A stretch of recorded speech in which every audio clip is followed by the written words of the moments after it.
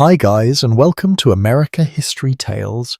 Tonight we step onto a dusty road at the edge of everything familiar, where the air feels thicker, heavier, almost as if it knows you're about to leave it behind. You stand with a small bundle of possessions, the kind that can be carried without breaking your back, and you realize this is all that remains of your former life. It is quiet here, quieter than it should be, as if the world is holding its breath while you decide whether to turn back or keep going. And here is the uncomfortable truth: you probably won't survive this, or at least not in the version of yourself that exists right now. I bet this will be stripped away long before Texas ever comes into view. So before you get comfortable, take a moment to like the video and subscribe, but only if you genuinely enjoy what I do here. And if you feel like sharing, let me know where you are in the world and what time it is for you right now. Now dim the lights. You shift your weight and begin walking, not because you feel ready, but because standing still suddenly feels worse. Behind you lies a place that once felt stable, even predictable. A patch of land that may never have truly been yours, a town where faces became familiar, where the rhythm of days followed patterns you understood. But something changed. Maybe it was debt pressing closer each season, or soil that no longer yielded what it once did, or simply the growing sense that opportunity had moved on without telling you. In the early 1830s, many settlers like you found themselves caught in that exact moment. Across parts of the American South, especially in states like Tennessee and Mississippi, land was becoming more expensive and crowded. The idea of heading west, or more precisely southwest into Texas, began to feel less like a wild gamble and more like a calculated risk. Word spread through letters, newspapers, and conversations around rough wooden tables that land in Texas was cheap, sometimes even granted under generous terms. You heard about impresarios, land agents, who offered contracts to families willing to settle there, promising acres of fertile soil in exchange for loyalty and hard work. You remember the first time you heard it. Someone mentioned Texas casually, almost like a distant rumor, a place where you could start over, where you might finally own enough land to call it truly yours. At first, it sounded too distant to matter, but the idea stayed. It lingered in quiet moments, in the pauses between chores, in the long evenings when the future felt uncertain. And now here you are, stepping away from everything that anchored you. The road beneath your feet is uneven, worn by others who have already made this decision. You are not alone in this movement, even if it feels deeply personal. Families travel together. Wagons creak under the weight of supplies, children cling to tired parents, and somewhere ahead, more people are walking the same uncertain path. The journey to Texas is not a single leap, but a slow grinding progression across miles of land that do not care whether you succeed or fail. You carry what you can. A few tools, maybe a rifle, some clothing.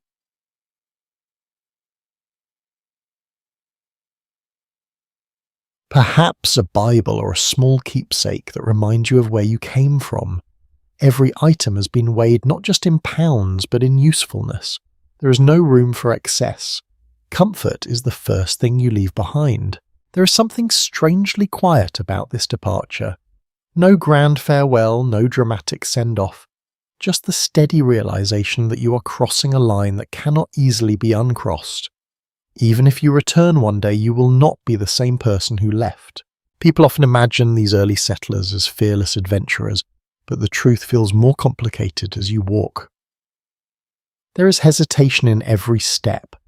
Doubt creeps in at the edges of your thoughts. What if the stories are exaggerated? What if the land is not as fertile as promised? What if you are trading one kind of hardship for another, harsher one? There is a lesser known detail about this migration that rarely makes it into simple stories. Some settlers did not plan to stay forever.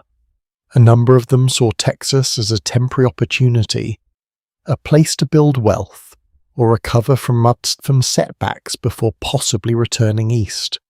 Of course, many never left once they arrived. The land, the struggle, and the sheer effort required to survive tended to bind people more tightly than they expected. As you continue forward, the landscape begins to shift in subtle ways. The air feels warmer, the vegetation changes, and the sense of distance grows. Towns become less frequent, roads become less defined. You are moving into a space where maps exist, but certainty does not. Historians still argue whether most settlers truly understood what they were heading into, or if optimism simply outweighed caution. Some accounts suggest that many people underestimated the difficulty believing that hard work alone would guarantee success. Others point out that warnings did exist scattered in letters and reports describing illness, isolation, and conflict. The question remains whether those warnings were ignored or simply drowned out by the promise of land. You notice how the rhythm of your body begins to change. Walking becomes more deliberate. You conserve energy without fully realizing it. There is a quiet calculation happening with each movement. How far can you go today? How much food can you spare? How long before you must stop and rest? At night, when you finally pause, the sky feels larger than anything you remember. Without the familiar boundaries of town or farm, the stars stretch endlessly above you. It should feel peaceful, and in some ways it does, but there is also a sense of exposure. You're no longer sheltered by community or routine. You're part of the open land now, and the land offers no guarantees. You lie down on rough ground, maybe with a blanket beneath you if you are fortunate, and you listen. The sounds are different here. Insects hum in steady patterns, distant animals call out in ways that are unfamiliar, and the wind carries scents you cannot quite place. Every sensation feels slightly sharper, as if your senses are adjusting to a world where awareness is not optional. You think about what lies ahead. Texas is still distant, almost abstract. You have not seen it yet, not truly. It exists in your mind as a promise, a possibility, a place where things might finally align in your favor. But already the journey itself is shaping you. You realize something quietly, almost reluctantly. This decision was never just about land. It was about stepping into uncertainty and accepting that you cannot control what comes next. You can prepare, you can plan, but once you begin, the path takes on a life of its own. And so you continue one step at a time, leaving behind not just a place, but a version of yourself that belonged to it. The road stretches on, and without quite noticing when it happens, you begin to settle into its rhythm. The hesitation does not disappear, but it softens, blending into something steadier. Not confidence exactly, but a kind of forward momentum that carries you whether you feel ready or not. Somewhere ahead, beyond the miles you have yet to cross, lies Texas. And already without setting foot there, it has begun to change you. The ground beneath your boots feels different long before anyone officially tells you that you have crossed into Mexican Texas. It is not a clear line, not a neat boundary marked by signs or fences, but something quieter, more gradual. The trees thin in places, the air shifts, and the sense of being watched by unfamiliar systems begins to settle in. You step forward anyway because turning back is no longer a real option. You arrive not with certainty but with papers, or at least the hope of them. In this part of the 1830 world, Texas is not yet what you might imagine. It belongs to Mexico, governed under laws and expectations that are not entirely your own. If you want land here, you do not simply claim it by staking a post into the soil. You must apply agree promise. You must become something slightly different from what you were before. You find yourself standing in a small, sun-warmed settlement where Spanish is spoken more often than English, where officials sit behind rough desks and look at you with a careful, measuring expression. You feel it immediately, that subtle shift in power. Back home, you may have been just another struggling farmer or tradesperson, but at least you understood the rules. Here the rules feel just out of reach, like a language you only half recognize. You hold your documents tightly, if you have them at all. A widely accepted understanding of this period shows that settlers entering Mexican Texas were required to work through impresario contracts. These land agents men like Stephen F. Austin distributed land on behalf of the Mexican government. In return, you were expected to follow certain conditions. You had to convert to Catholicism, at least officially. You had to swear loyalty to Mexico. You had to agree to settle the land and improve it, not just pass through. You might nod along as these terms are explained, even if you do not fully grasp their weight. Conversion might feel like a formality, something spoken rather than deeply practiced. Loyalty might feel abstract, especially when your roots lie elsewhere. But the paper matters, the signature matters. Without it, you are not a settler. You are just a trespasser with a long journey behind you. The room smells faintly of dust and ink. The official watches you as you attempt to respond, perhaps stumbling through a few words of Spanish or relying on someone nearby to translate. There is a moment where everything hangs in balance. Approval is not guaranteed. You are asking to become part of a system that is still trying to define itself. It is easy to imagine this as a smooth process, but reality rarely cooperates. Some settlers receive their grants quickly. Others wait uncertain, caught between expectation and delay. Records are imperfect. Communication is slow. What feels like a simple agreement can stretch into days or weeks of waiting each day, pressing gently against your nerves. There is an odd, almost humorous detail that surfaces in some accounts. A number of settlers who agreed to convert to Catholicism had little understanding of the rituals or teachings involved. Some reportedly went through the motions with minimal instruction, treating the requirement as a bureaucratic step rather than a spiritual transformation. It is one of those quiet contradictions of frontier life where official expectations and lived reality do not always align. You step outside after your meeting, the sunlight's sharper now, and you realize that nothing feels entirely settled yet. Even if your application is accepted, you're still in between worlds. Not quite part of the system, not entirely outside it.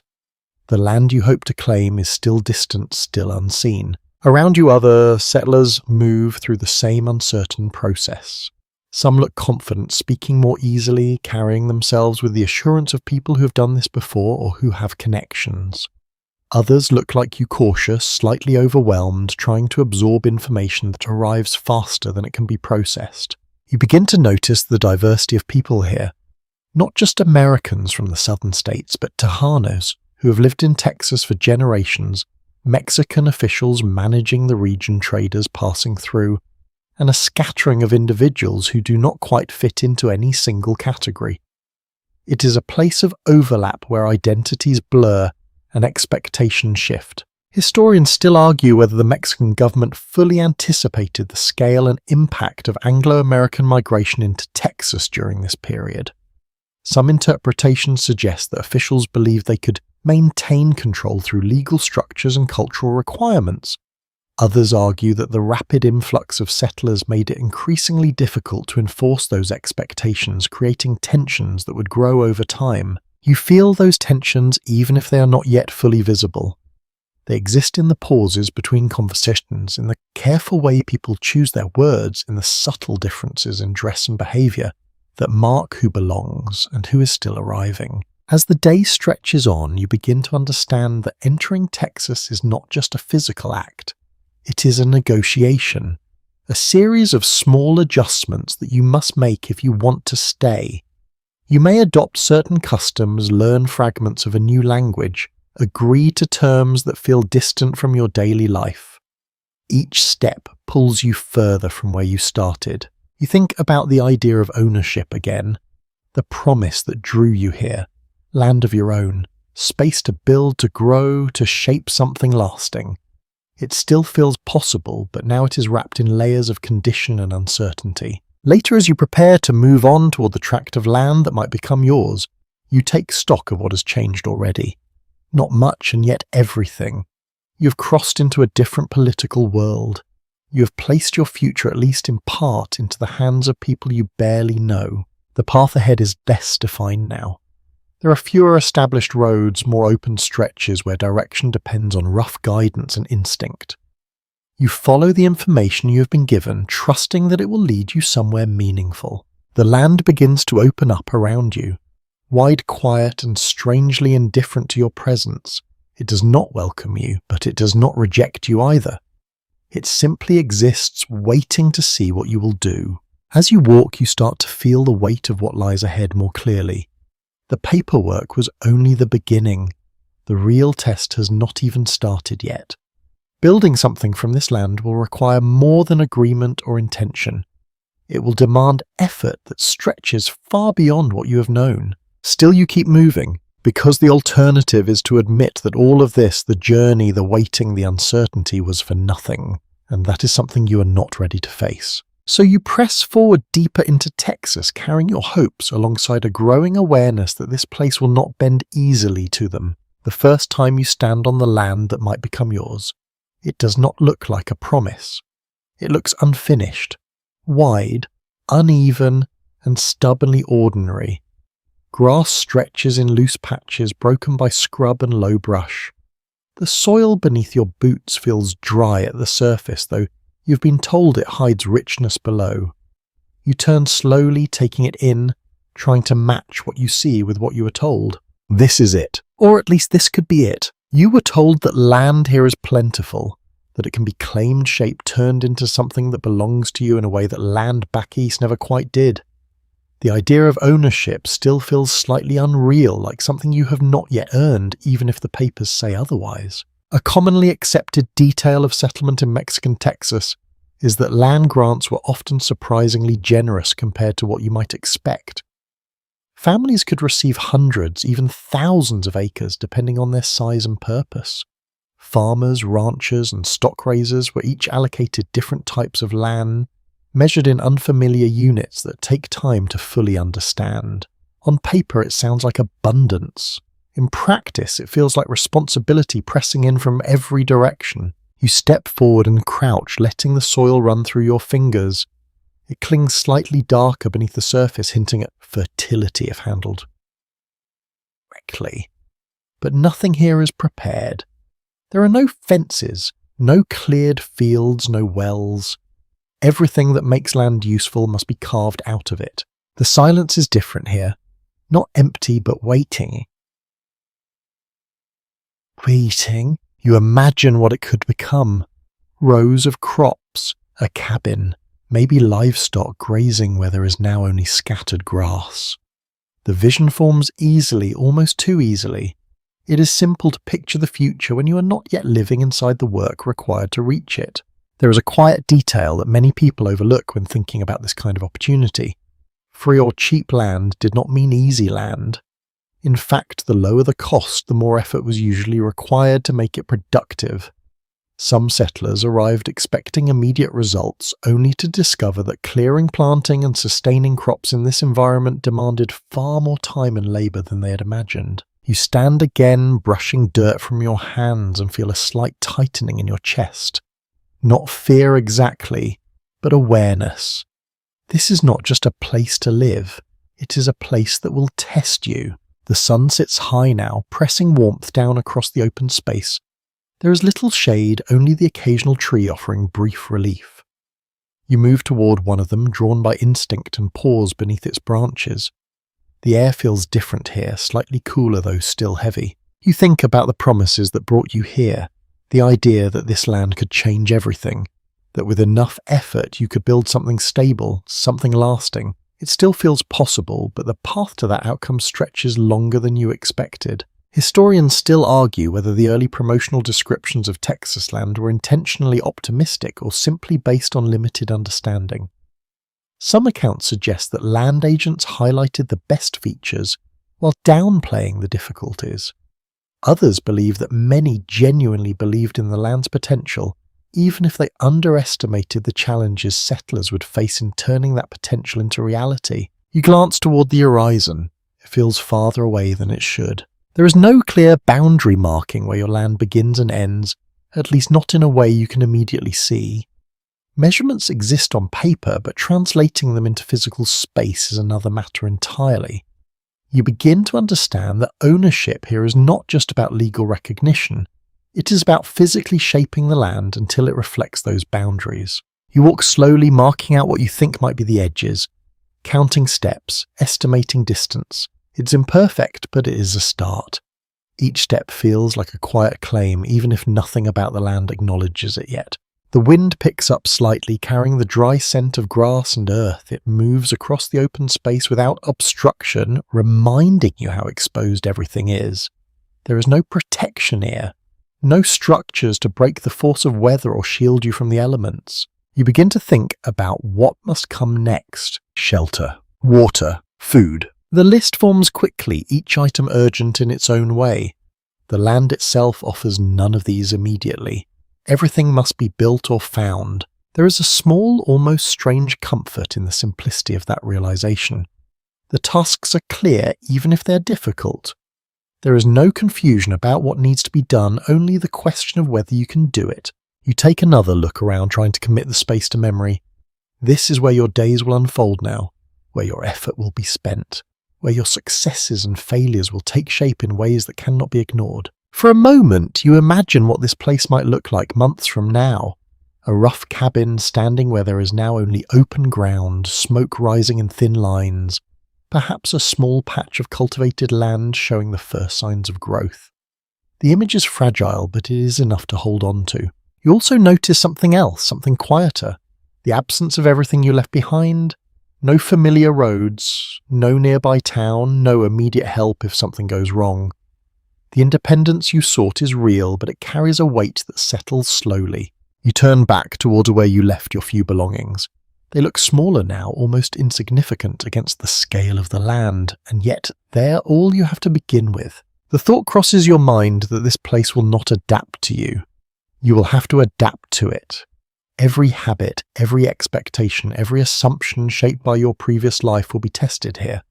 Some will hold, others will not. You pick up your tools, feeling their weight more clearly than before. They are no longer just objects you carry, they are the means by which this land might become something livable. You take a breath deeper this time and let it out slowly. There is no ceremony to this moment, no official beginning, just the quiet understanding that you are already in it. The promise of cheap land has brought you here, but the reality of that promise is only just beginning to unfold. And as you look out across the wide, unshaped space once more, you realize that whatever this land becomes, it will demand something from you in return. You begin before you feel ready, because waiting would change nothing. The land does not pause for you to gather confidence. It simply sits there open and unmoved as you set down your tools and try to imagine where a wall might stand, where a roof might rest, where something resembling shelter could take shape. There is no blueprint, no measured plan drawn neatly on paper, only rough memory observation and the quiet hope that you can make something that will hold. You choose a spot carefully, or at least as carefully as you can, slightly elevated ground to avoid flooding when rain finally comes. Close enough to a source of water, though not so close that it becomes a danger. These decisions feel small, but you sense they will matter later in ways you cannot yet fully see. You start with wood. Trees are not everywhere, but there are enough if you are willing to work for them. You grip your axe, the handle already warm in your hands, and bring it down against the trunk. The sound echoes out sharper than you expect, breaking the stillness in a way that feels almost intrusive. Again and again. Each strike sends a small shock up your arms, a reminder that nothing here will come easily. Over time, the rhythm settles in. Swing, impact, breathe. You begin to understand why people speak of building in terms of endurance rather than skill alone. It is not about doing it perfectly, it is about continuing long after comfort fades. A widely accepted point about early Texas settlers is that many cabins were built quickly and with whatever materials were closest at hand. Logs, mud, clay, and even patches of grass were used to fill gaps. Perfection was not the goal, survival was. Walls needed to stand, roofs needed to keep out at least some of the rain.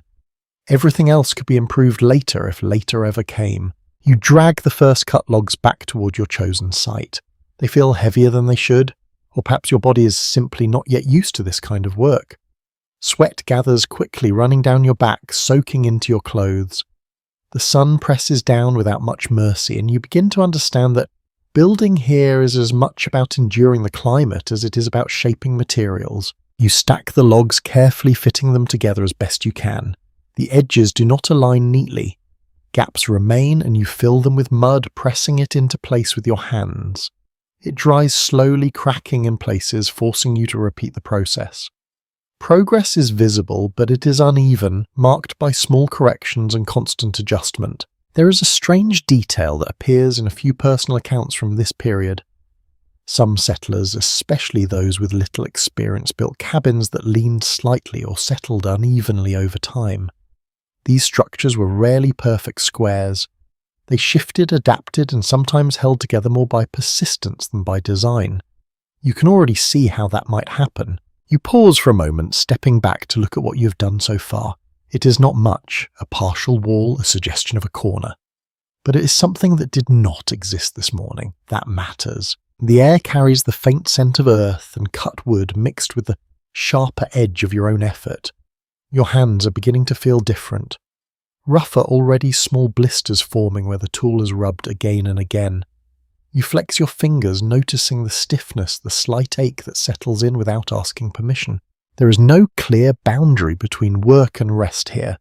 You stop when your body insists, not when the task is complete. You sit on the ground, leaning back slightly, letting your breathing slow. The land stretches out around you, unchanged by your effort so far. It does not acknowledge what you have built. It simply remains. Some researchers have long debated whether most settlers arrived with enough practical knowledge to build efficiently, or if many learned through trial and error. The evidence suggests a mix of both. A few brought experience having built structures before. Others relied on observation, copying what they had seen or adapting as they went. Mistakes were common and sometimes costly. You return to the work because there is nothing else to do. The frame begins to take shape slowly, almost reluctantly. You add more logs, adjust angles, reinforce weak spots. The roof becomes the next challenge. You gather smaller branches, layering them, covering them with whatever material you can find that might keep water out. It is not elegant, it is not even reliable, but it offers the idea of protection, and for now that is enough. As the day moves on, the light begins to soften slightly. The heat does not disappear, but it eases just enough for you to notice the change. Your movements slow, not from lack of effort, but from the steady drain of energy that comes with this kind of labour. You step inside the rough outline of your cabin for the first time. It is barely a space, the walls do not fully enclose you yet, and the roof is incomplete. But standing there, even in its unfinished state, feels different from standing in the open. There is a sense, however faint, of separation from the vastness outside. You imagine what it might feel like once it is complete. A place to sleep without watching the horizon. A place where the wind is softened, where the sounds of the night are filtered through wood and mud instead of arriving directly at your ears. You also notice how fragile it all feels. A strong storm could undo much of this. Heavy rain could weaken the walls, the roof might not hold under pressure. The reality settles in quietly. This structure is not permanent. It is the first attempt. The beginning of something that will likely need to be repaired, reinforced, rebuilt. You run your hand along one of the logs, feeling its rough surface. There is something grounding in that contact, something that reminds you that this is real, tangible. You're not just imagining a new life. You're physically creating the conditions for it. As the light continues to fade, you gather what little you can to prepare for the night. There is no proper door yet, no secure barrier between you and the outside. You place your belongings carefully, keeping them close.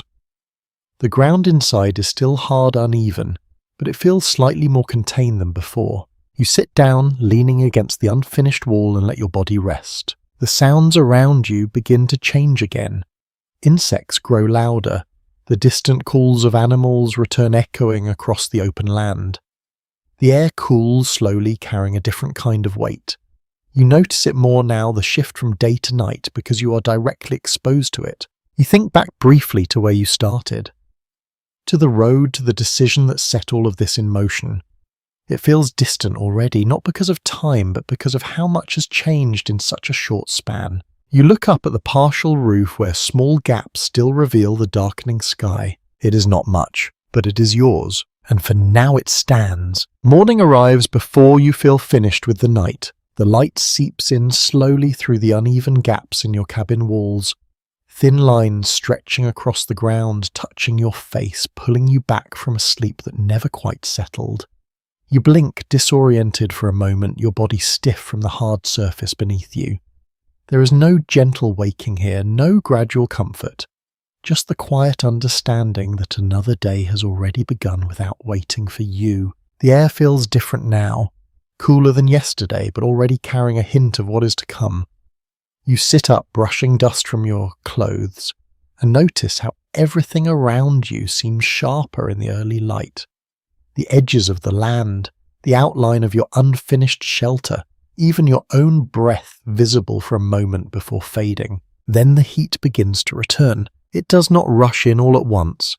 It builds slowly and steadily as the sun climbs higher.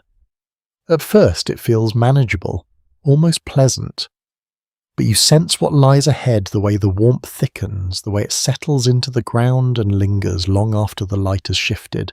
A commonly noted reality of early Texas life is the intensity of its climate, especially for settlers arriving from more temperate regions. The summers could feel relentless, with long stretches of heat that wore down both body and mind.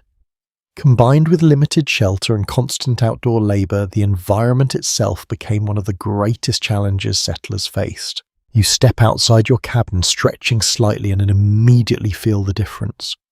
The ground is already warming under your feet. The air feels heavier, less forgiving. You take a breath and it seems to settle in your chest rather than pass through cleanly. It is not just the heat. It is everything that comes with it. The insects arrive early, as if they have been waiting for you to wake. A low, persistent hum surrounds you, growing louder as the sun rises. Mosquitoes drift near your skin, barely visible until they land. You brush them away instinctively, but they return patient and unbothered by your frustration. You swat again, this time more firmly. It makes little difference. There is a lesser-known detail often mentioned in personal writings from settlers during this time. Some describe the insects as one of the most exhausting aspects of daily life, not because they were always dangerous, but because they were constant. The buzzing, the biting, the inability to escape them fully even at night, all of it wore people down in quiet, persistent ways. You begin to understand that quickly. As the day progresses, the heat intensifies. It presses against your skin, sinks into your clothes, and follows you no matter where you move. Shade offers only partial relief. The air beneath a tree may feel cooler, but it still holds the same heavy quality, the same slow pressure. Dust becomes another companion. Each step you take stirs it up, fine particles rising into the air, settling on your hands, your face, your tools. It clings to everything. You taste it without meaning, to a dry, faint bitterness that lingers at the back of your throat. You try to ignore it. You try to focus on the work. But your body notices everything now. The way sweat gathers and refuses to dry, the way your clothes stick to your skin, the way your energy drains faster than you expect, even with simple movements. You pause more often today, not out of laziness but necessity. You sit for a moment in the shade, wiping your forehead with the back of your hand, and wonder how long it will take before this begins to feel normal, if it ever will. Some scholars have long debated whether settlers fully anticipated the environmental challenges of Texas, particularly the combined effects of heat, humidity in certain regions and unpredictable weather patterns. Letters from the time suggest a mixture of surprise and resignation. People adapted, but not without difficulty. You stand again, returning to your work on the cabin, though your movements feel slower now, more measured. You conserve energy without thinking about it, adjusting your pace to match what your body can sustain. The sky remains clear for most of the day, a wide stretch of pale blue that offers no immediate threat. But you have already heard stories of sudden storms of skies that shift quickly, bringing heavy rain or strong winds with little warning. You glance upward, half expecting something to change. For now it does not. The insects continue their steady presence. You notice different types now, some hover in groups, others move alone, darting quickly harder to track. A few leave small marks on your skin, raised and irritated. You scratch without thinking, then stop yourself, aware that breaking the skin could lead to more trouble. The land feels alive in ways you did not expect. Not welcoming, not hostile exactly, but active. Always moving, always responding to the conditions around it. You are part of that now, whether you're ready or not. As the afternoon stretches on, the light begins to soften slightly, but the heat does not leave. It lingers trapped in the ground, rising slowly even as the sun lowers. You feel it in your legs, in your arms, in the steady fatigue that settles deeper than simple tiredness. You drink what water you have, careful not to use too much. Even this simple act requires thought now. Everything must be measured, everything must last. You think briefly about comfort again, about how easily it used to exist in small ways. Shade that truly cooled, air that moved freely, nights that brought full relief from the day. Here those things feel distant, yet something else begins to take shape. Not comfort, but endurance. You notice it in the way you keep going even when the conditions are not ideal. In the way your body adjusts, finding a rhythm that allows you to continue. It is not graceful, it is not easy, but it is real. As evening approaches, the light shifts once more, casting longer shadows across the land. The air begins to cool just slightly enough for you to feel the change. The insects remain, though their patterns shift, their sounds blending into a steady background hum. You return to your cabin, stepping inside the rough space you have created. It is still incomplete, still fragile, but it offers something. A small break from the open land. You sit down again, leaning back, letting your body rest in a way that feels deeper than before. The day has taken more from you than you expected, and yet you are still here, still moving forward. You look out through the gaps in the wall, watching the last light fade. The heat will return tomorrow. The insects will return. The dust will settle again on everything you touch. And slowly, without quite noticing when it happens, this will begin to feel less like an obstacle and more like the shape of your daily life. You wake with one thought already forming before your eyes fully open. Water. Not comfort, not food, not even rest, just water. The kind you can drink, cook with, clean with, and rely on tomorrow as much as today. It becomes the center of your thinking almost immediately, because everything else depends on it in ways that feel increasingly obvious. Your throat is dry, your mouth carrying the faint taste of dust from yesterday. You sit up slowly, aware of the stiffness in your body, and reach for what remains of your supply. You do not drink freely. You measure it even now, taking small sips, letting each one settle before allowing yourself another. This is how it starts. Every action tied to calculation. A widely recognized reality of frontier life in Texas is that access to water determined where and how settlers survived. Rivers, creeks, and springs became lifelines shaping settlement patterns more than any map or legal boundary. Without reliable water, even the most promising land quickly lost its value. You stand and step outside, scanning the land again with new focus. Yesterday it was about building, today it is about sustaining. You remember the directions given to you. A creek not too far from here, though. Distance has a way of stretching when you're carrying weight and working under heat. You gather what you can use to transport water. A bucket, perhaps a simple container, nothing more than what you managed to bring with you. The walk begins quietly. The ground feels familiar already, though no easier to cross. You move at a steady pace, conserving energy, watching your steps. The land does not offer clear paths. You follow small signs instead. Slight depressions where water might collect after rain. Patches of greener vegetation that hint at moisture beneath the surface. Eventually you hear it before you see it, a faint, uneven sound. Water moving not quickly, but enough. You approach, carefully stepping through brush and uneven ground until the creek comes into view. It is not wide, not deep, but it exists. The surface reflects the light in broken patterns disturbed by small movements beneath. Relief settles in, though it is not complete, because finding water is only part of the problem. You kneel, dipping your container into the creek, watching as it fills. The water looks clear enough at first glance, but you hesitate. You've heard stories, illness from bad water, fevers that follow, weakness that lingers. There is a quiet detail often mentioned in diaries from this time. Many settlers did not have reliable ways to purify water. Boiling was known, but not always practiced consistently due to time, fuel, or simple oversight. As a result, waterborne sickness was a constant, invisible risk that shaped daily life in ways people did not always fully understand. You weigh your options briefly, then you fill the container anyway, because you have to. You stand adjusting your grip and begin the walk back. The weight feels manageable at first, but it grows with each step. Your arms tighten, your shoulders shift to compensate, and you realize quickly that this is not a task you will do once a day. It will be repeated again and again, becoming part of the rhythm of your life. When you return to your cabin, you set the container down carefully, almost gently, as if it were something fragile. In a way it is, every drop matters. Next comes food. The thought follows naturally, though, that it carries a different kind of uncertainty. Water can be found, at least for now. Food must be gathered, hunted, or grown, and none of those options provide immediate results. You look out across the land again, this time not as a future farm, but as a source of sustenance. You notice movement in the distance. Small animals, quick and cautious. Birds crossing overhead.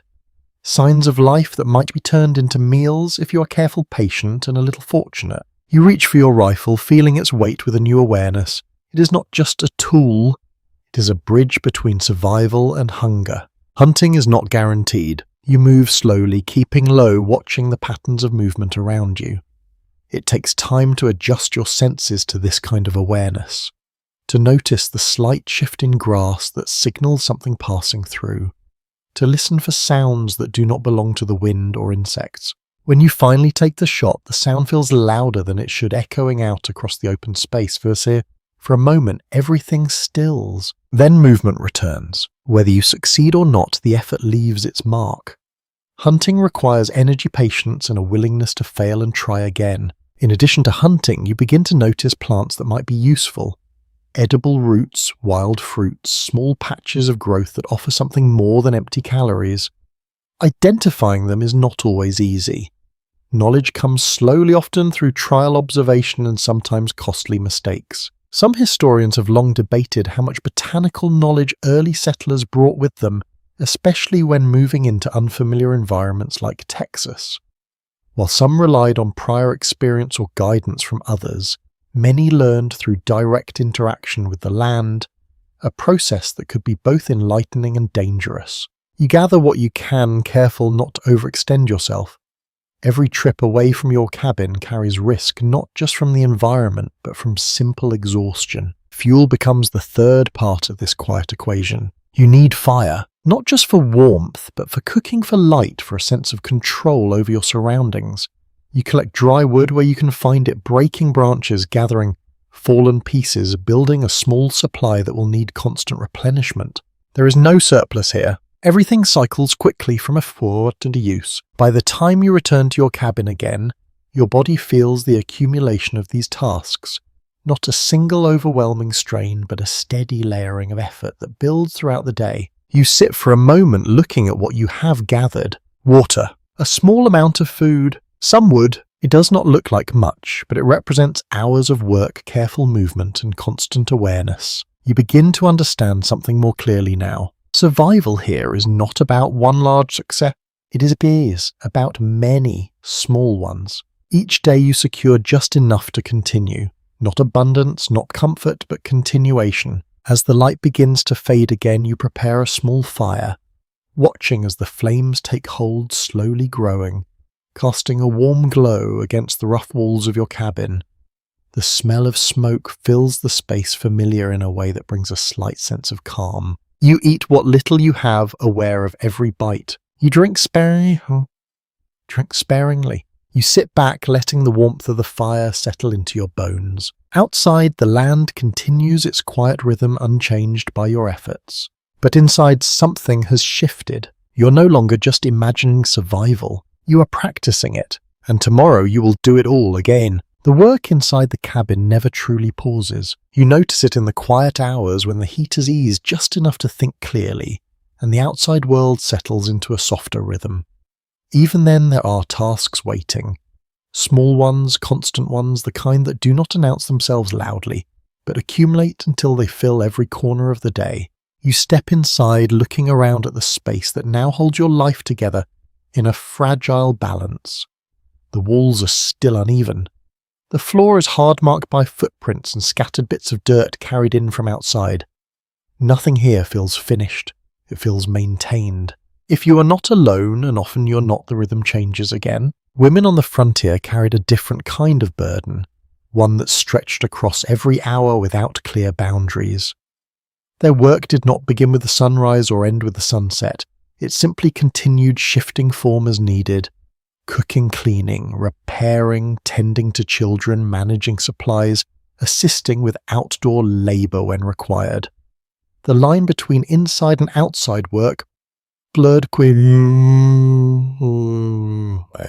A widely acknowledged aspect of early Texas settlement is that women were essential to survival in ways that went far beyond traditional expectations. Without their labour, households struggled to function. They produced food preserved, it made clothing treated illness, and often contributed directly to building and farming. The idea of separate roles softened under the pressure of necessity. You move toward the small area where food is prepared, if it can be called that. A simple fire perhaps set just outside or carefully managed within, depending on how your cabin is arranged. You gather what you have collected. Nothing here is wasted. Each ingredient, each scrap carries weight. The act of cooking feels different now. Not a routine, but a calculation. You stretch what you have, combining simple elements into something that will sustain you. There is no excess, no indulgence, only enough to carry you through the next stretch of work. The smell of smoke lingers, settling into your clothes, your hair, the very structure of the cabin itself. It becomes part of the environment, something you stop noticing after a while, though it never truly fades. There is a small, almost unexpected detail that appears in some personal recollections from this time. Women often developed highly efficient methods for managing scarce resources, turning limited supplies into meals that could support entire families. These skills were rarely written down formally, but they were passed along quietly, shaped by experience and necessity. You notice how time behaves differently here. Tasks overlap. One leads into another without clear separation. You finish preparing food, then move to cleaning, then to repairing something that has already begun to wear down. A tear in fabric, a loose section of wall, a tool that needs attention. Rest exists, but it is brief and often interrupted. If children are part of this space, their presence changes everything again. They do not move quietly, they ask, they need, they react to the world around them, with a directness that does not always align with the careful pace you're trying to maintain. You watch them closely, because danger is never far. The land does not adjust itself for smaller, more fragile lives. Sharp tools open fire, unfamiliar terrain, all of it requires constant attention. Childhood here is not protected in the way you might expect. It is shaped by the same conditions that shape everything else. Some historians continue to examine how childhood on the frontier differed from that in more established communities. Evidence suggests that children took on responsibilities at a younger age, learning skills early out of necessity rather than choice. Work became part of their daily rhythm, not something set aside for later years. You begin to see that clearly. Small hands carrying water, gathering wood, assisting with tasks that would once have seemed too demanding. There is no clear moment where childhood ends and adulthood begins. The transition happens gradually, almost unnoticed, shaped by what needs to be done. You return your attention to the cabin itself. Clothing needs to be maintained. Fabric wears quickly under these conditions, exposed to rough surfaces, constant movement and the elements. You mend what you can, stitching by hand, reinforcing weak areas. Each repair extends the life of something that cannot easily be replaced. The light inside shifts as the day moves on, filtering through gaps in the walls, changing angle, changing tone. You become aware of it without thinking. It tells you how much time remains before darkness returns, before another set of adjustments must be made. There is no stillness here, not completely. Even in quieter moments, your mind moves through what must be done next.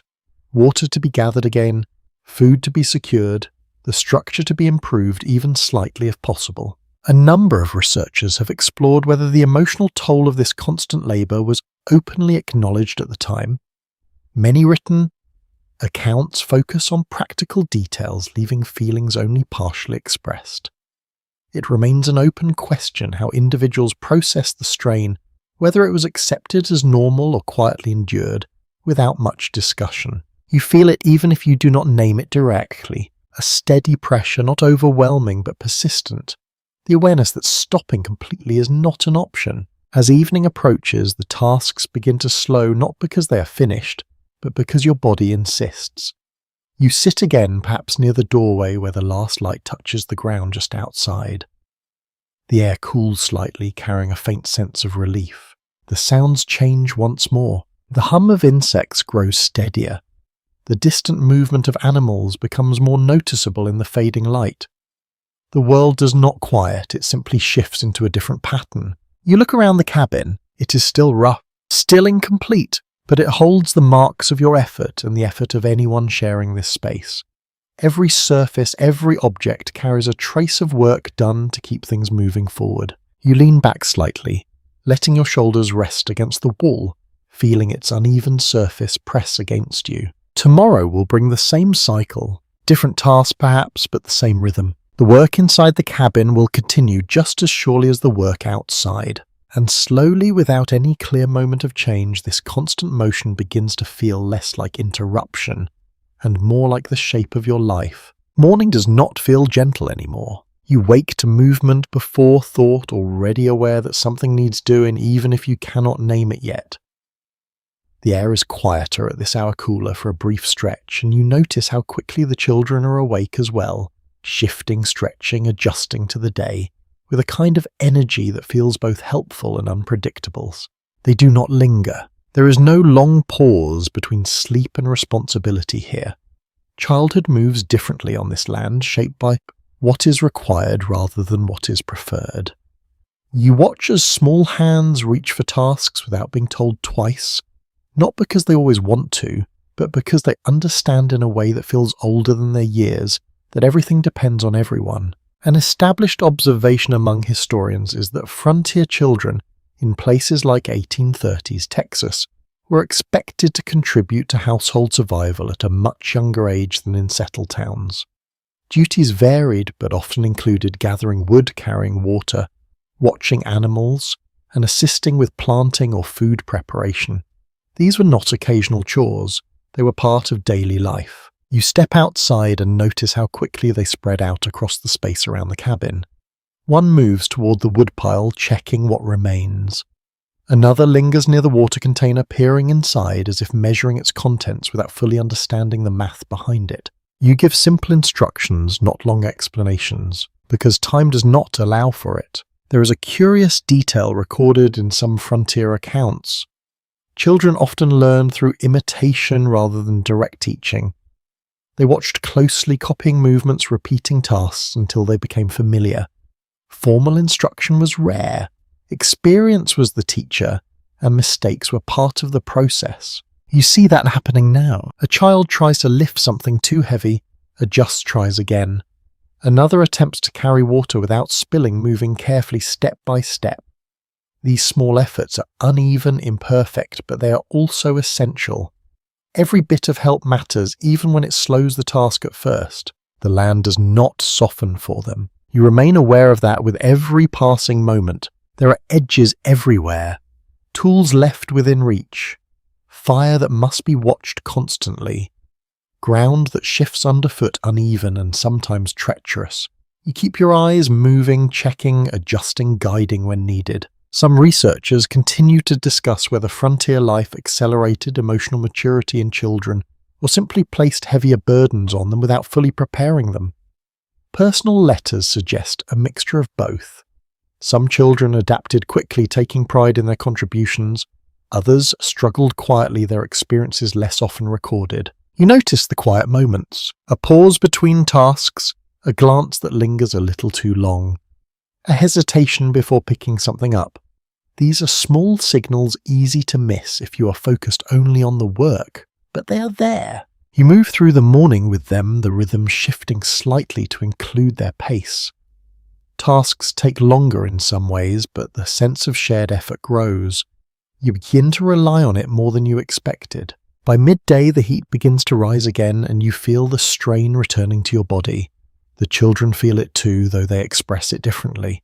Slower movements, less chatter, occasional complaints that fade quickly when there is no real option to stop. You guide them towards shade when you can, offering brief moments of rest that feel more important than they might have before. These pauses are short, but they matter. Food becomes another shared task. You show them how to prepare what little you have, how to stretch it, how to avoid wasting anything. They watch closely, repeating your movements with careful attention. Is not a lesson in comfort, is a lesson in continuation. There is a subtle, often overlooked reality about food on the frontier. Meals were rarely consistent in quality or quantity. Some days offered more, others less, and families adapted constantly. Children learned early that fullness was not guaranteed, and that patience was part of eating as much as hunger. You see that understanding forming now. They do not expect abundance. They accept what is given, even if it is not enough to fully satisfy. As the afternoon moves forward, the tasks shift again. Gathering small items, checking the structure of the cabin, assisting with minor repairs. These activities fill the space between larger efforts, creating a steady flow that carries the day forward. You begin to notice how quickly skills develop under these conditions. Hands that fumbled yesterday move with more confidence today. Steps that were uncertain become steadier. The changes are small, but they add up, shaping behavior in ways that feel almost invisible from moment to moment. The question of how much childhood is preserved in this environment remains open among historians. Some suggest that imagination and play still found space even in difficult conditions. Others argue that necessity left little room for it, compressing those experiences into brief, scattered moments. You catch glimpses of it. A quick laugh, a brief game using whatever objects are nearby. A moment where the weight of responsibility lifts, even if only for a few seconds. These flashes feel fragile, but they are real. Evening arrives slowly, the light softening once again, the heat easing just enough to allow for deeper breaths. You gather everyone back toward the cabin, the day's efforts settling into a shared sense of fatigue. You look at them differently now, not just as children, but as part of the structure that keeps everything moving. Their presence changes the work, adds complexity, but also brings something else, a kind of continuity, a reason to keep pushing forward even when the effort feels too heavy. You sit together in the fading light, the sounds of the land shifting around you. No one speaks much. There is not much energy left for it, but the silence does not feel empty, it feels shared. You notice how quickly they settle, how sleep comes more easily after a day like this. Their breathing slows, their movement quiet, and you are left watching the transition, aware that tomorrow will ask the same of them again. You lean back, letting your own body rest, feeling the weight of the day settle into something quieter. Childhood here is not what it once was, but it continues, in a different shape, on a different rhythm, and slowly, without any clear boundary, it becomes part of the same story you are now living. The distance between you and your nearest neighbour feels larger than it looks on any map. You only begin to understand that after a few days, when the quiet stretches longer than expected, and the work settles into a rhythm that leaves little room for interruption. At first, the isolation feels almost clean, like a fresh start without interference. But over time, it gains weight, pressing gently at the edges of your thoughts. You start to think about other people again, not in the abstract sense, but in practical ways. Someone who might trade with you, someone who might help if something goes wrong, someone who understands without needing explanation what this kind of life requires. You hear about them before you see them, a name mentioned in passing, a direction given loosely pointing toward a stand of trees or a bend in the land. You follow that guidance one day, not out of urgency, but out of a quiet need to confirm that you are not entirely alone out here. The walk takes longer than expected. Distance behaves differently on the frontier. What looks close stretches out step by step until you begin to question whether you are heading the right way at all. But eventually something appears, a thin line of smoke rising into the air, a structure that breaks the horizon just enough to be noticed. Another cabin. It feels almost surprising. A commonly recognized feature of early Texas settlements is how scattered they were. Families often lived miles apart, connected less by proximity and more by occasional interaction.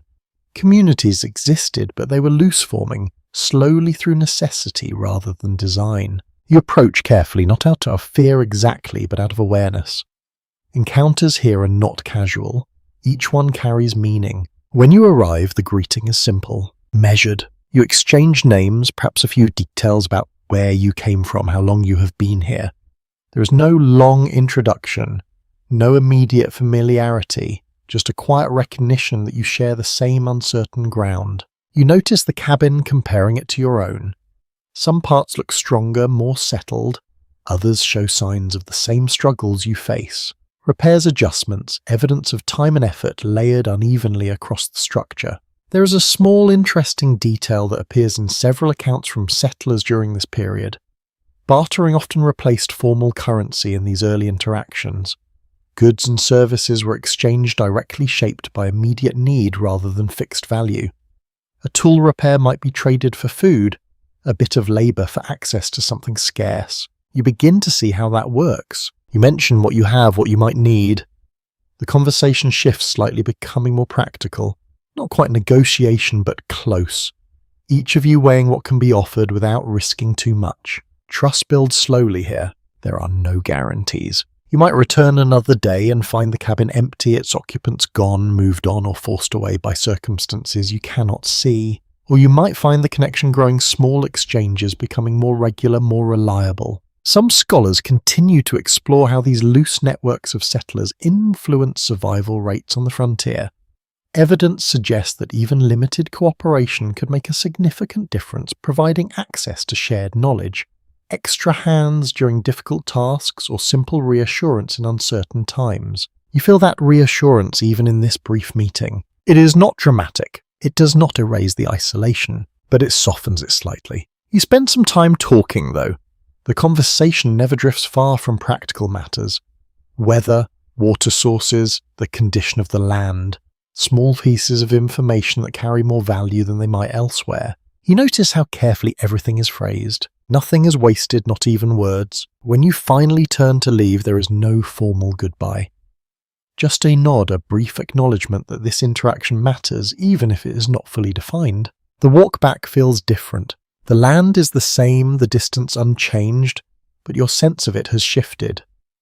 You're still alone, but not entirely without connection. There are others out here moving through the same patterns, facing the same uncertainties.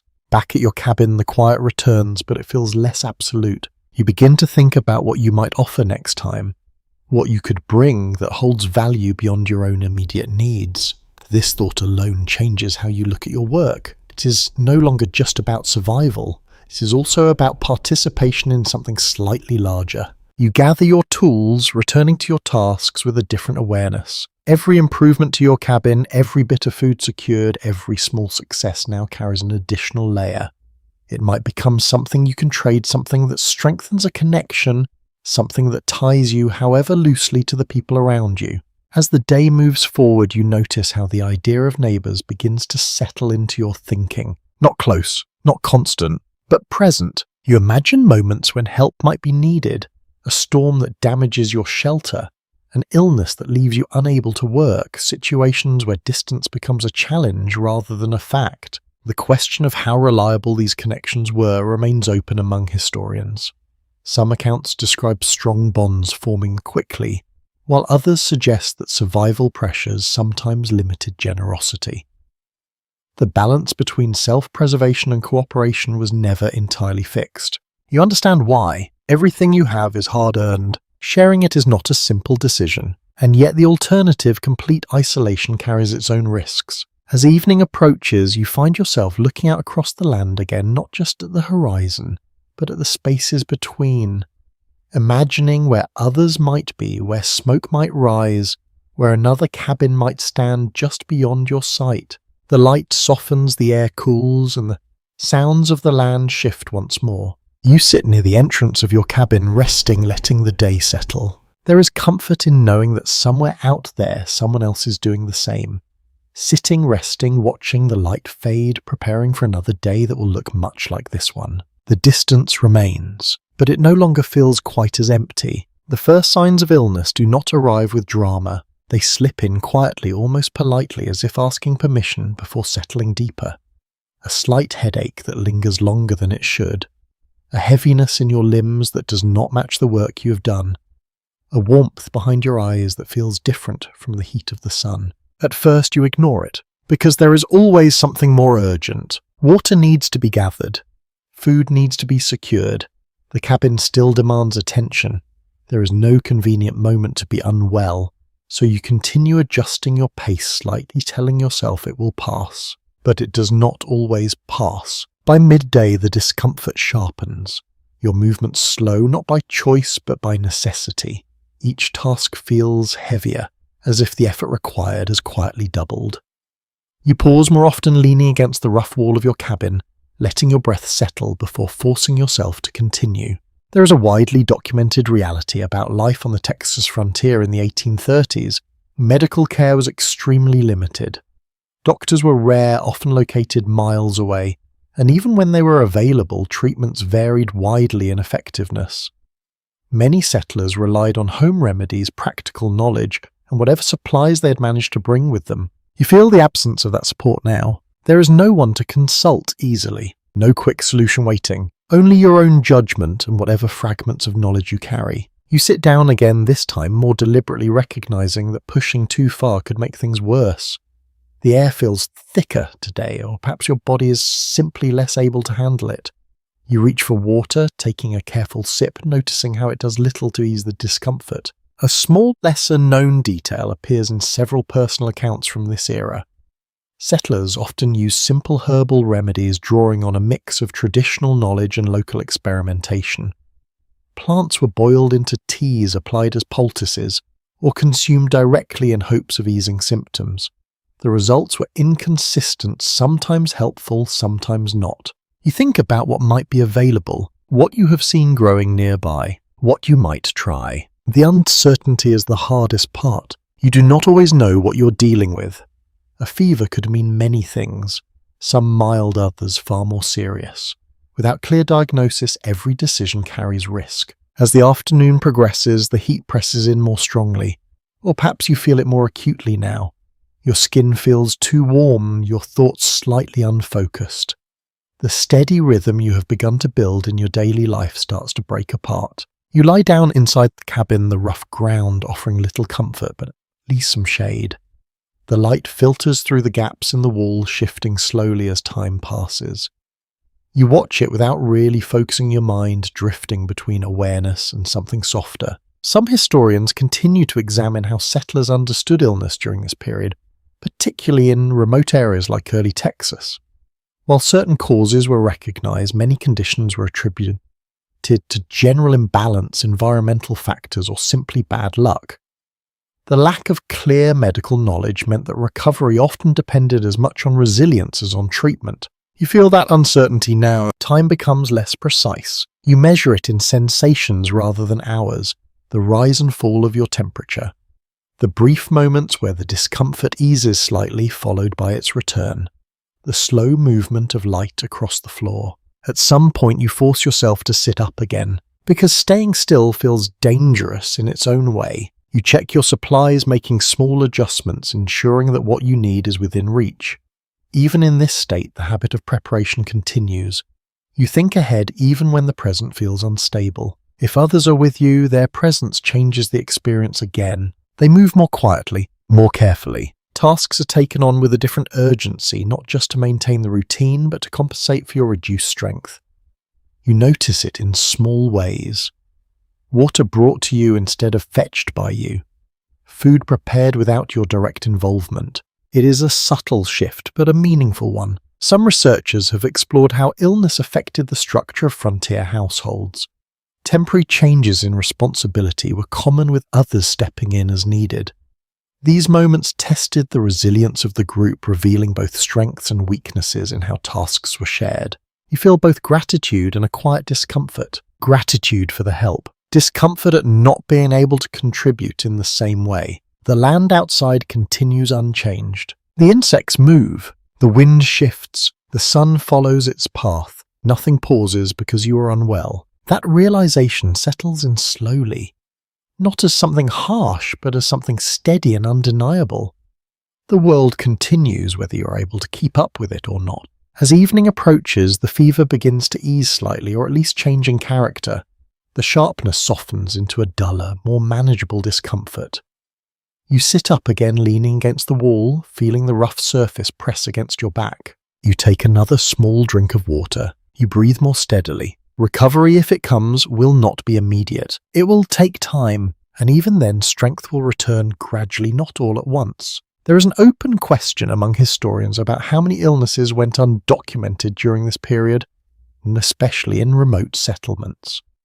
Without consistent records, much of what happened remains uncertain. What is clear is that sickness was a constant presence shaping daily life in ways both visible and hidden. You understand that now in a more personal way. Illness is not an exception here. It is part of the rhythm. As night settles in the air, cools again, offering a small measure of relief. You lie back once more, your body still heavy but less overwhelmed than before. The sounds of the night return familiar now, the steady hum, the distant calls, the quiet movement of the land around you. You close your eyes, not fully at ease, but no longer fighting the discomfort in the same way. Tomorrow will come, with work waiting, with tasks unfinished, with strength perhaps beginning to return. And you will meet it as you can, because here that is all you can do. When the fever fades, it does not take everything with it. You wake with a lighter head, but your body still feels hollowed out as if something has passed through and left space behind. Your movements are slower, more deliberate, and you notice how carefully you place each step as though the ground itself has become less certain. Still you are upright, and that is enough to begin again. The morning air carries a quiet calm, the kind that settles in after strain. You step outside, letting the light touch your face, and for a moment everything feels softer. Not easy, but manageable. It is in these quieter stretches that something else begins to surface. Not just the work, not just the land, but the need to make sense of it all. A commonly observed aspect of frontier life is the role of faith in daily survival. Many settlers carried strong religious beliefs with them, not only as tradition, but as a way to interpret the uncertainty around them. Prayer, scripture, and small gatherings offered structure in a world that often lacked it. You find yourself thinking in those terms more often now, not necessarily in formal words, but in small quiet moments. A pause before beginning a task. A brief thought directed outward when something feels uncertain. It does not solve the problem, but it gives shape to it. There is a curious detail that appears in scattered writings from this period. Alongside organized religion, many settlers held on to older beliefs and practices, small superstitions carried from different regions.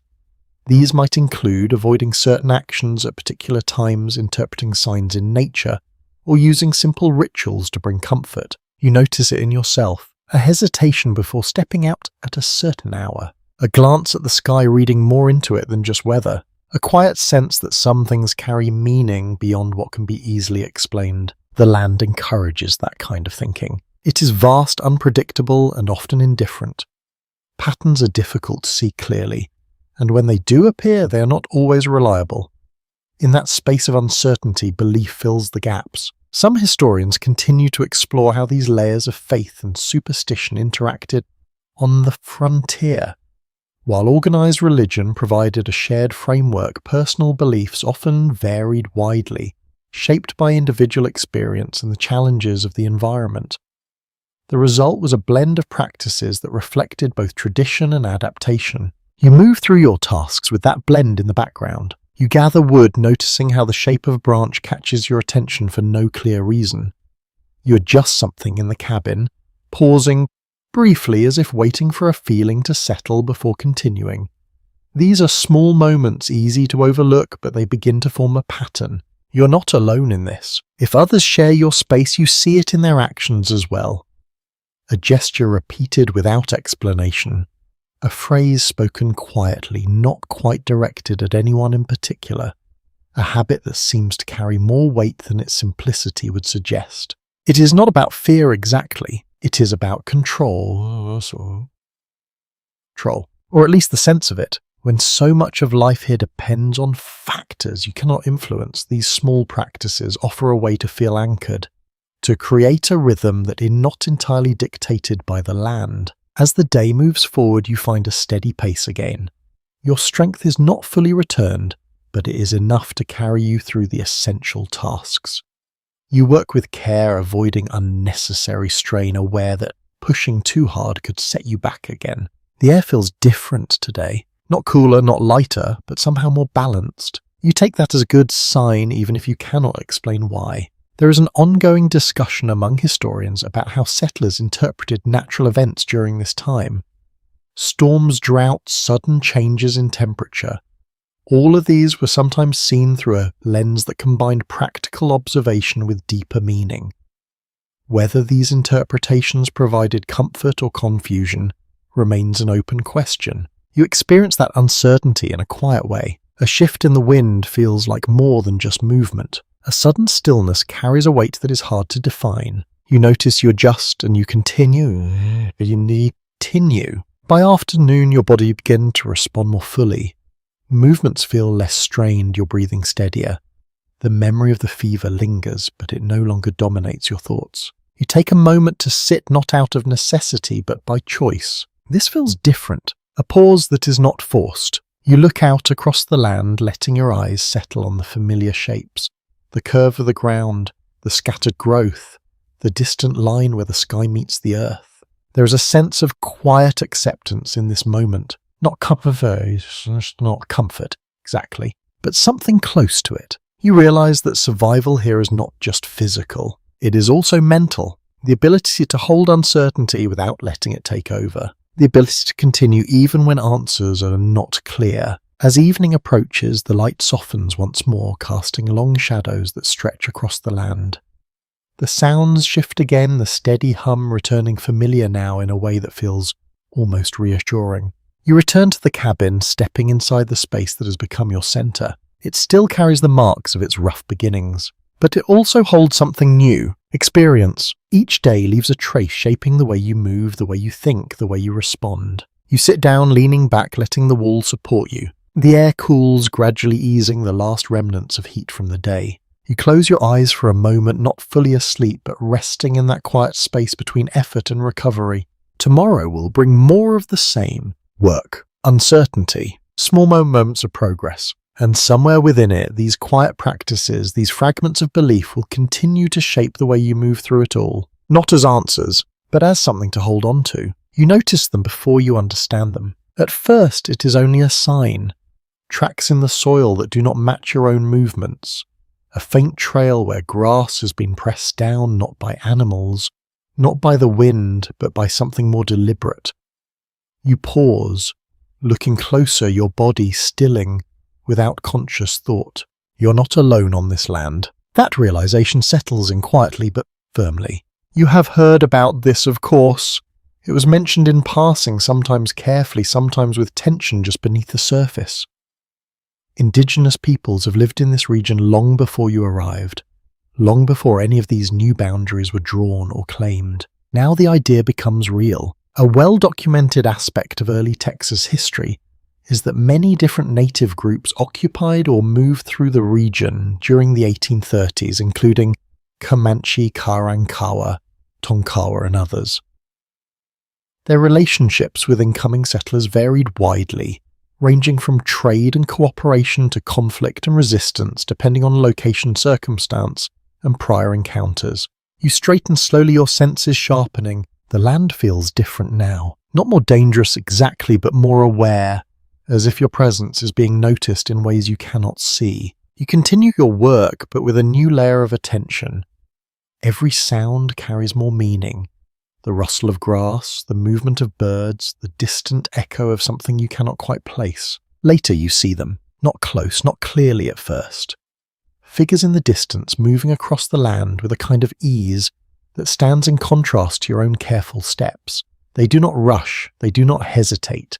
They move as if the land is familiar, because it is. You stop, watching. There is no immediate interaction, just a shared awareness that you occupy the same space even if only for a moment. There is a lesser-known detail that appears in some accounts from settlers during this time. Not all encounters were hostile or dramatic. In certain areas, brief moments of observation or cautious acknowledgement occurred without direct contact.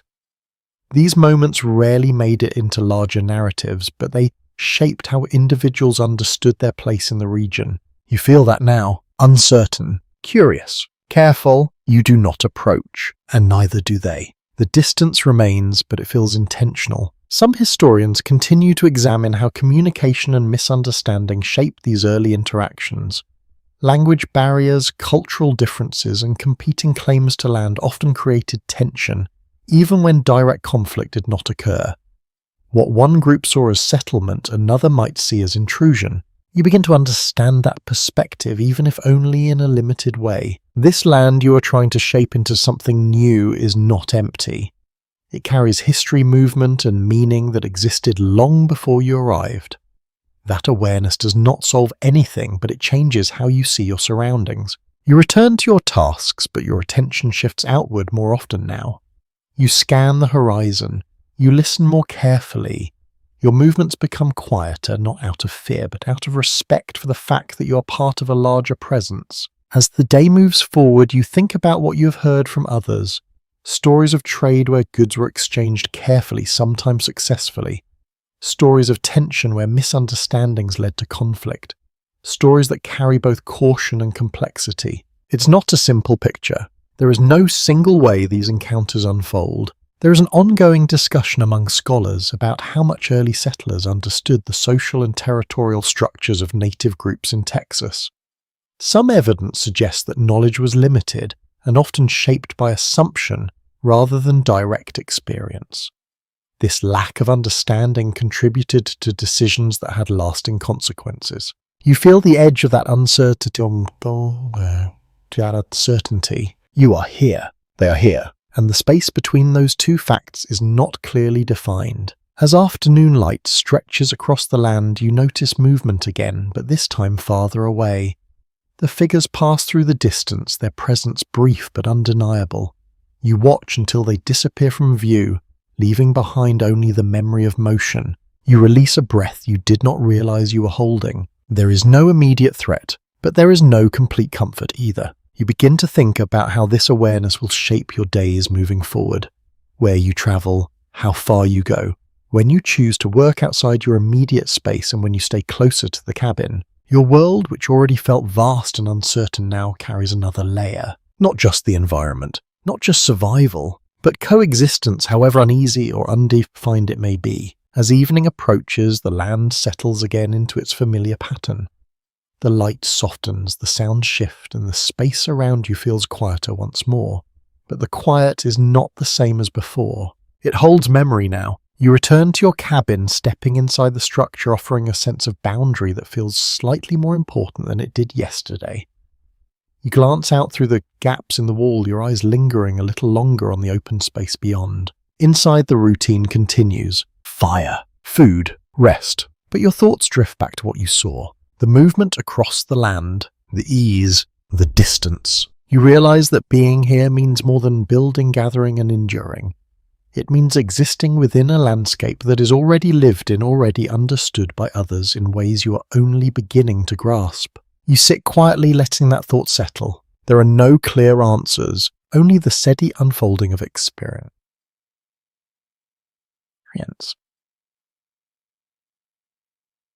As night deepens, the sounds return familiar once again.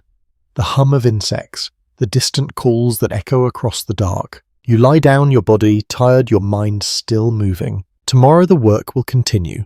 But now you know that the story of this land is larger than your own, and you are only just beginning to understand your place within it. You begin to notice it in small moments. A tool goes missing, then reappears days later in a place you do not remember leaving it. A distant argument carries across the land, voices raised and sharp, then gone as quickly as they arrived. A story reaches you through a neighbor told with quiet emphasis about something that happened miles away but feels closer than it should. There is no clear authority here, not in the way you once understood it. Back where you started, law had a presence. It might not always have been fair, but it existed in visible forms. Officials, courts, rules that were enforced with some consistency. Here, those structures feel distant, stretched thin across a landscape that refuses to be neatly controlled. An established historical observation is that formal legal systems in early Texas were limited and often difficult to enforce, especially in remote settlements. While Mexican law technically governed the region, the practical reach of that system weakened with distance. Local communities frequently handled disputes themselves, relying on informal agreements or direct action. You feel the effects of that almost immediately. When something goes wrong, there is no simple place to report it, no immediate response that guarantees resolution. Instead, situations unfold among the people involved, shaped by reputation, relationships, and whatever balance of power exists in that moment. You think about your own position. New to the land, still building, not yet fully known. That matters more than you expected. There is a small but telling detail that appears in various accounts from settlers during this period. Personal reputation often carried as much weight as any written law. A person known to be reliable, fair, or capable could navigate disputes more easily than someone without that standing. Trust once established became a form of protection. You begin to understand how that works. Each interaction now feels like it contributes to something larger. A quiet record that others keep even if it is never written down. How you speak, how you trade, how you respond when something does not go your way. You move carefully through these moments, not out of fear but awareness. One afternoon, a situation unfolds that brings this reality into sharper focus. A disagreement between two settlers, something about land boundaries, though the exact details are unclear. Voices rise, the tension carrying across the open space, drawing attention, even from a distance. You do not approach, but you listen, because these moments matter. There is no immediate intervention from any official figure, no structured process to guide what happens next. Instead, others gather not in large numbers, but enough to witness, to observe, to form their own understanding of what is happening. Some researchers continue to explore how these informal systems of justice operated on the frontier. While they could resolve disputes quickly, they were also shaped by bias, personal alliances, and limited information. The outcome was not always consistent, and fairness could vary depending on who was involved. You sense that uncertainty. The argument shifts, voices lowering slightly then rising again. Eventually some form of resolution emerges, though it is not entirely clear to you how or why. The tension fades, but not completely. It lingers subtle but present, as if the matter has been settled for now, but not entirely closed. You return to your own work, but your thoughts stay with what you witnessed. The absence of clear structure does not mean the absence of order. It means a different kind of order. One that is built from interaction, from shared expectations, from unspoken agreements that hold things together just enough to function. There is ongoing discussion among historians about whether settlers preferred this looser form of local control or simply adapted to it out of necessity. Some accounts suggest a sense of independence, a belief that communities could manage their own affairs. Others point to the instability that sometimes followed, especially when disputes escalated beyond what could be easily resolved. You feel both possibilities. There is a certain freedom in not being closely governed, but there is also risk. You consider how this affects your daily decisions, where you place your boundaries, how clearly you define what is yours, how you respond if someone challenges that. The land itself does not provide clear answers. It simply exists open and available, shaped by those who claim and use it. As evening approaches, you take a moment to walk the edges of your property again as best as you can determine them, counting steps, noting landmarks, trying to create a sense of definition in a place that resists it. You understand now that these boundaries are not just physical, they are social, recognized or disputed depending on who observes them. Back at your cabin, the routine resumes. Fire lit, food prepared. The familiar sequence of actions that ground you after a day of uncertainty. But something has shifted. You are no longer just thinking about survival in terms of resources. You are thinking about position. How you fit into the broader pattern of people around you. How you are seen. How you are understood. You sit quietly, letting the day settle, the sounds of the land returning to their steady rhythm. The argument you heard earlier fades into the background, but it leaves a trace.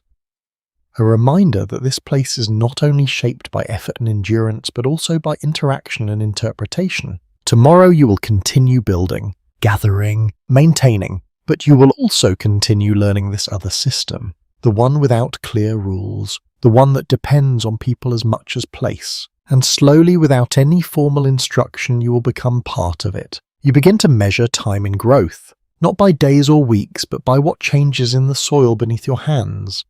The first time you press seeds into the ground, it feels almost symbolic, like an act of belief more than a practical step.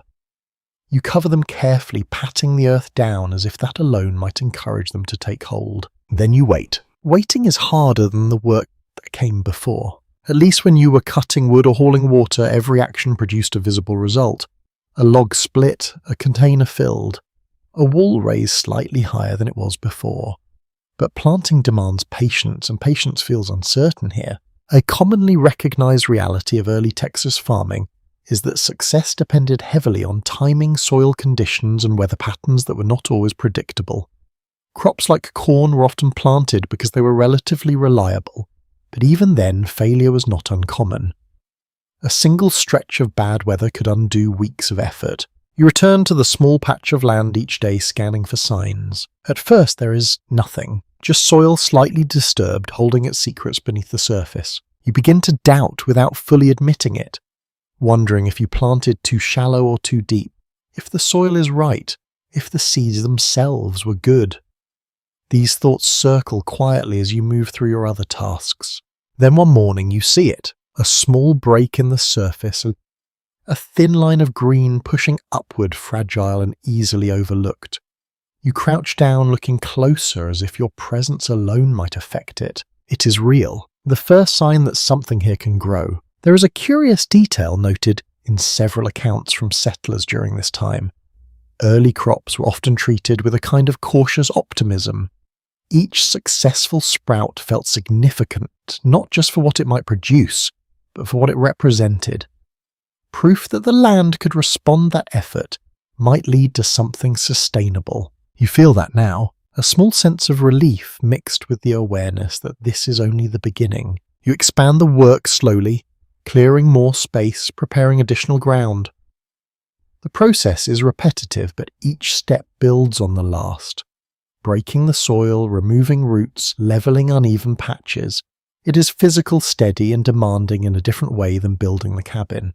The sun presses down as you work, the familiar heat returning, but your focus shifts. You think less about the discomfort and more about the outcome. Each row, each planted seed becomes a quiet investment in the days ahead. Some historians continue to explore how settlers adapted their farming techniques when moving into Texas. While many brought knowledge from other regions, they often had to adjust quickly to new conditions.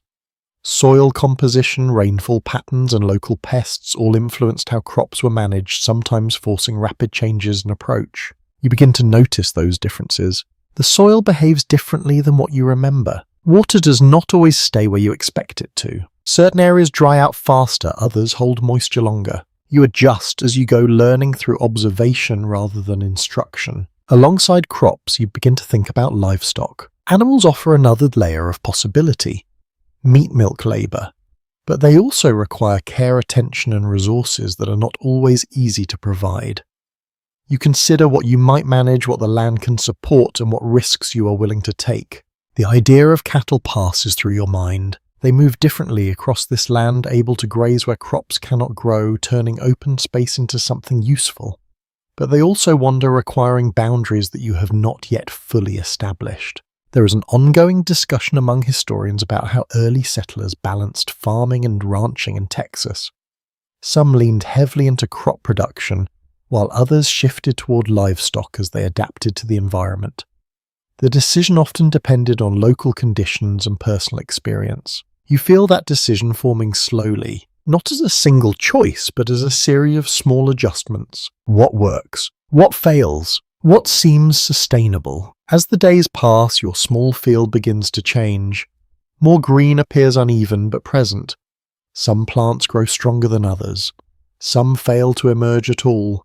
The pattern is irregular, but it is something. You begin to think ahead, to harvest, to what these plants might become, food stored for later, a buffer against the uncertainty that defines so much of this life. But you also know how fragile it is. A storm could flatten everything. A dry stretch could weaken it beyond recovery. Animals could wander through and undo your work in a matter of minutes. Nothing here is guaranteed. You move through your tasks with that awareness, protecting what you can, adjusting where possible, accepting what you cannot control. As afternoon light stretches across the field, you pause looking out over what you have started. It is not large, not impressive, but it exists. A small growing piece of land that responds to your effort. You wipe your hands on your clothes, feeling the dirt settle into the fabric, a familiar sensation now. The smell of soil clings to you, grounding in a way that feels steady.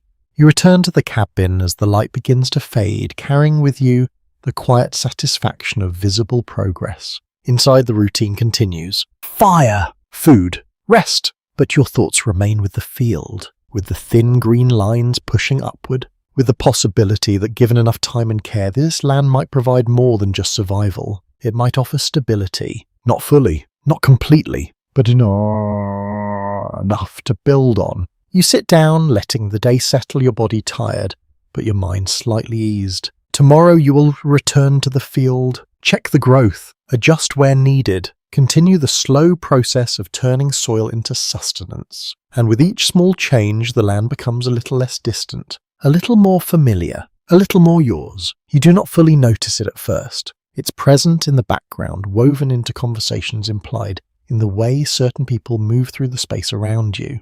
A difference in posture, in expectation, in who gives instructions and who follows them without question.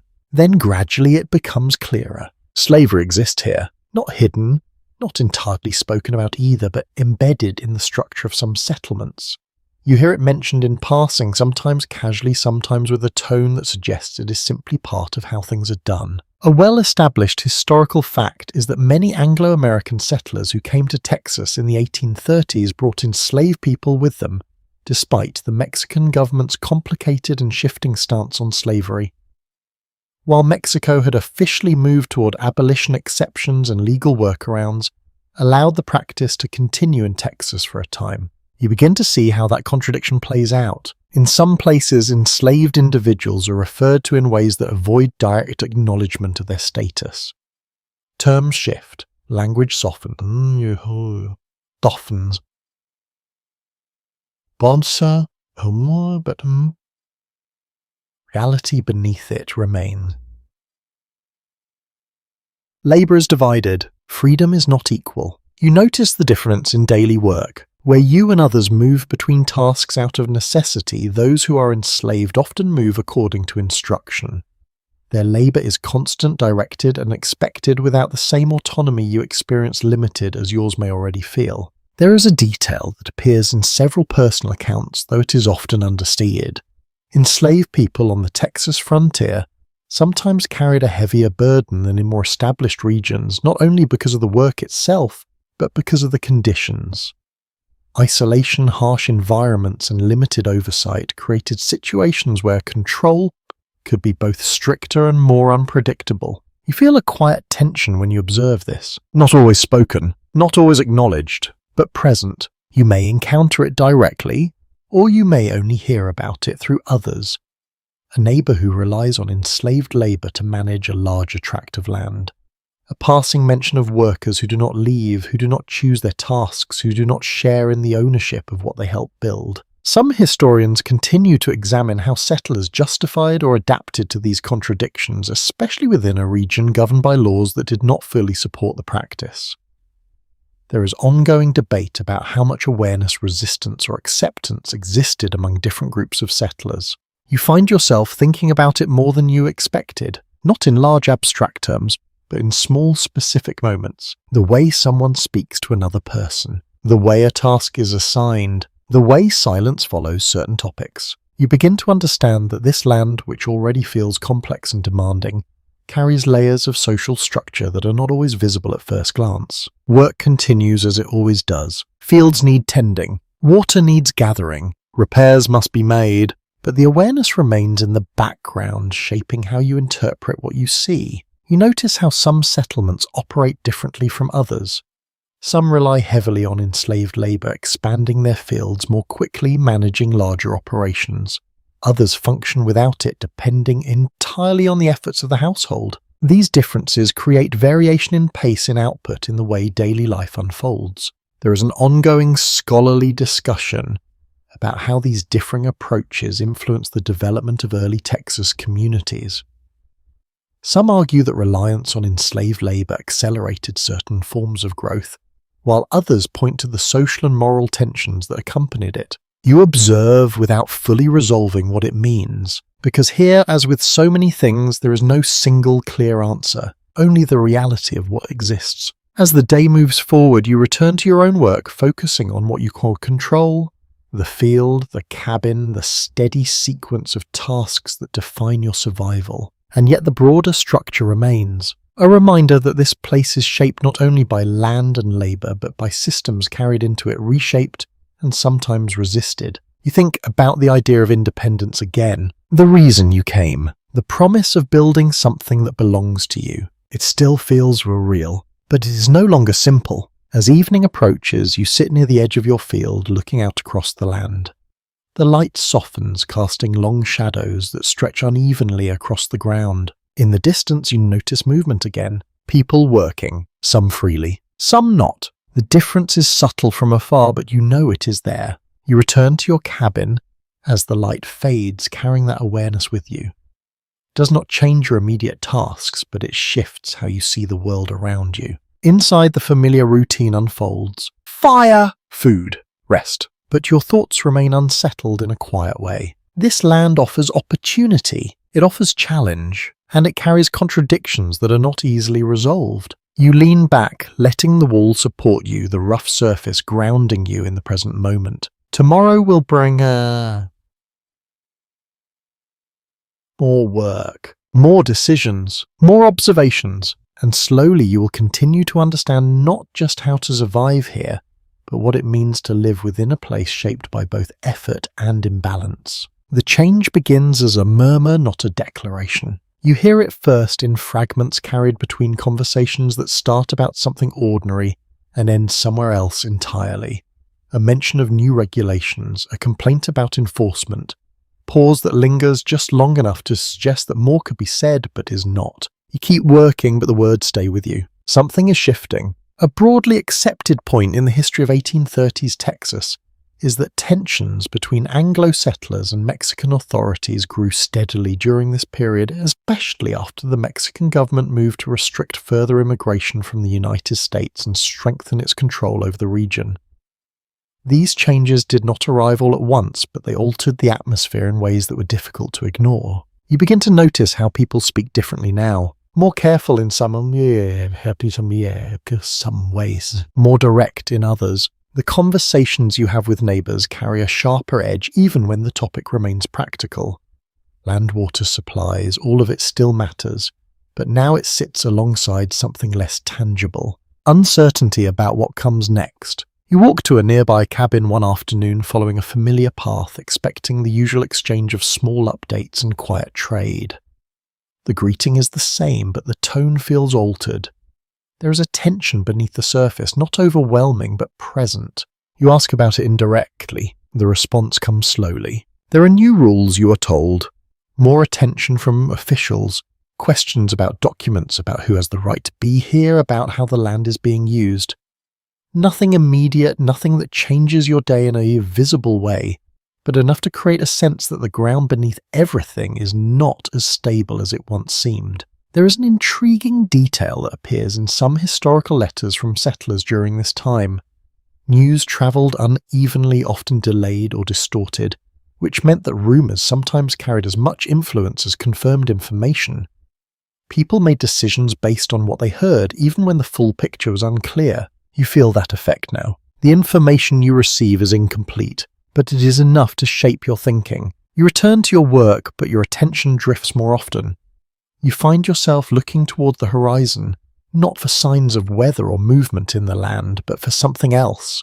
A presence, a signal that confirms or denies what you have heard. Nothing appears, and yet the feeling remains. Scholars continue to discuss how much of this rising tension was fully understood by ordinary settlers at the time.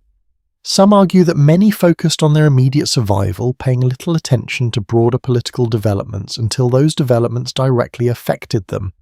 Others suggest that awareness grew gradually shaping behaviour even before open conflict emerged. You sense that gradual shift. It is not dramatic. It does not interrupt your daily tasks, but it sits in the background, influencing how you interpret small changes. A stranger passing through draws more attention than before. A delay in communication feels more significant. Even routine interactions carry a slight undercurrent of caution. You begin to think about your position again, your papers, your agreement to settle. The promises made both by you and to you. They felt straightforward at the time. Now they feel more complex. As the day moves forward, you continue tending to your field, adjusting what you can, watching the slow growth that offers some measure of stability.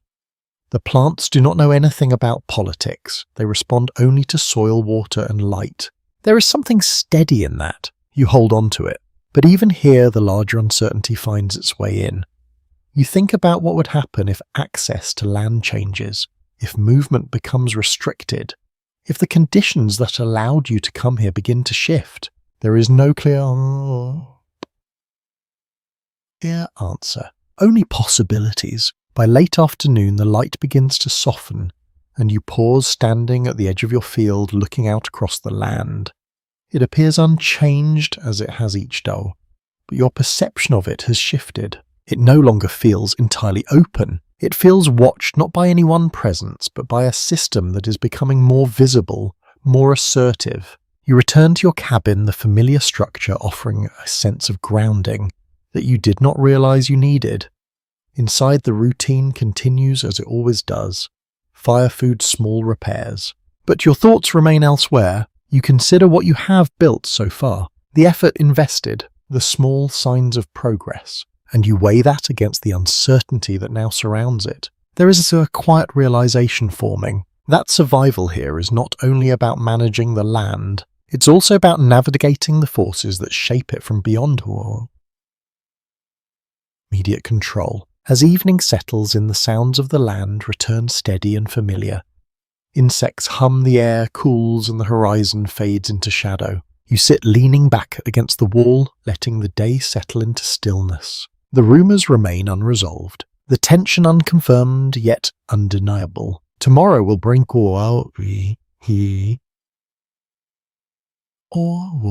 more waiting, more listening, and somewhere within that, the shape of what is coming will become clearer, slowly, quietly, until it can no longer be ignored. You feel it before you see it, not in a dramatic way, not as a single clear signal, but as a collection of small changes that gather over time.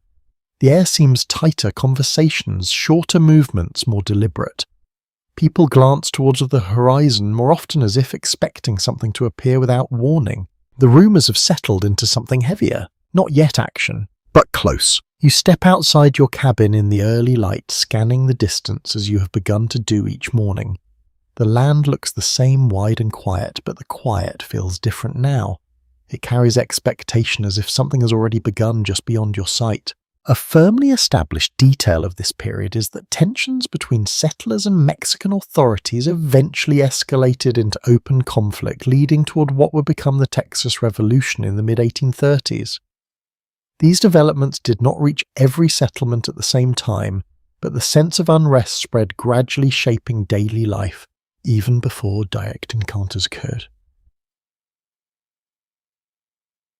You return to your work, but your focus is divided. Every sound draws your attention. A distant crack could be a branch breaking, or something else. You pause listening, holding still longer than necessary, then continue when nothing follows. There is a striking detail found in some first-hand accounts.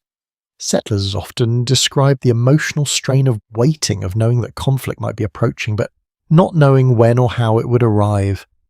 This uncertainty affected decisions about travel, work, and even sleep. You understand that now. The tasks remain the same. Water still needs to be gathered. Food still needs to be prepared. The field still requires care. But each action carries an added layer of awareness. You find yourself planning differently, staying closer to the cabin, avoiding unnecessary distance, keeping tools within reach, not out of panic but preparation. Some historians continue to examine how widely prepared settlers were for the possibility of violence during this time.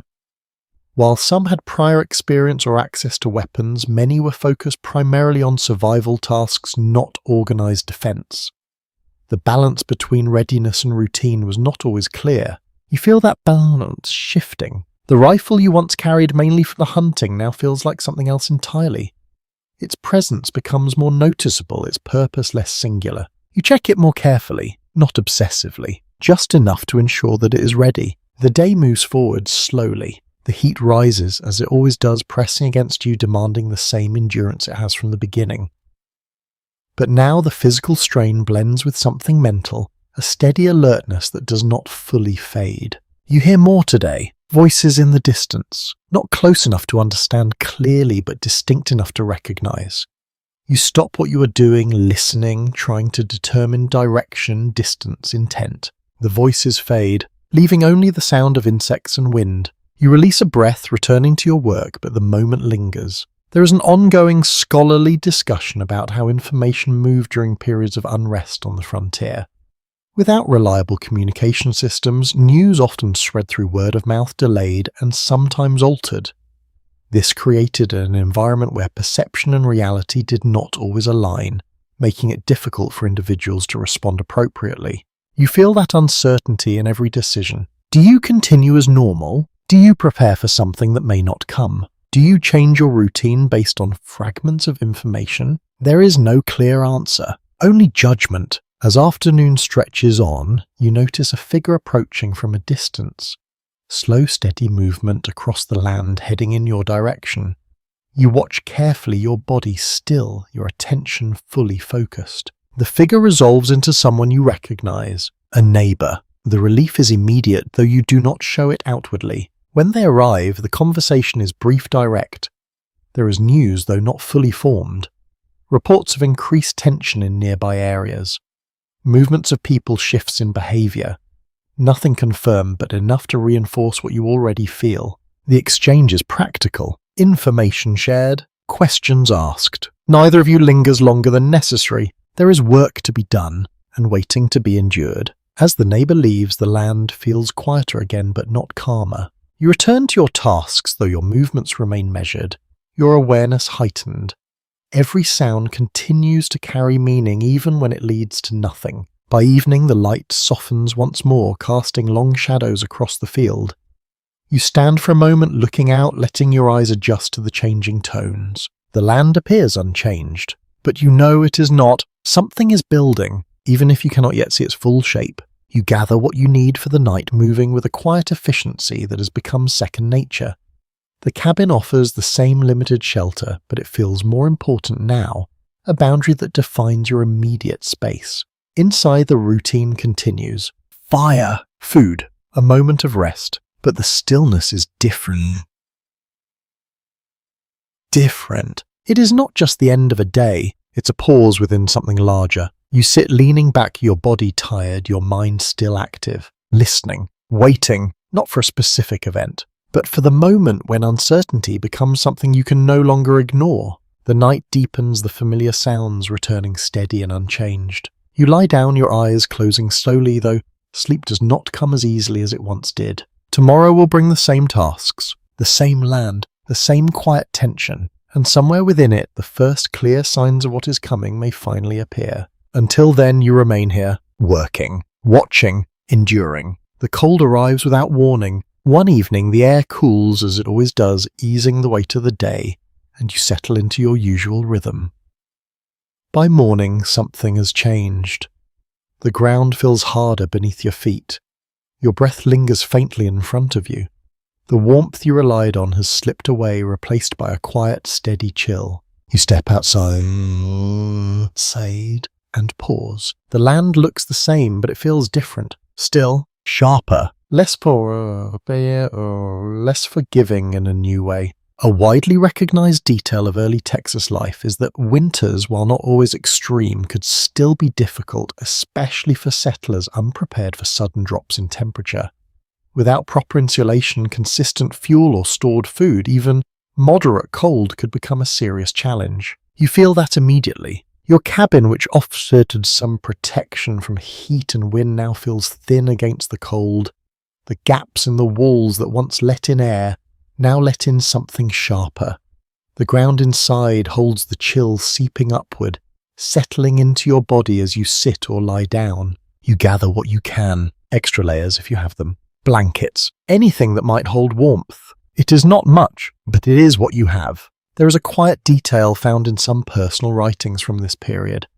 Settlers often underestimated how much fuel they would need to maintain warmth during colder stretches.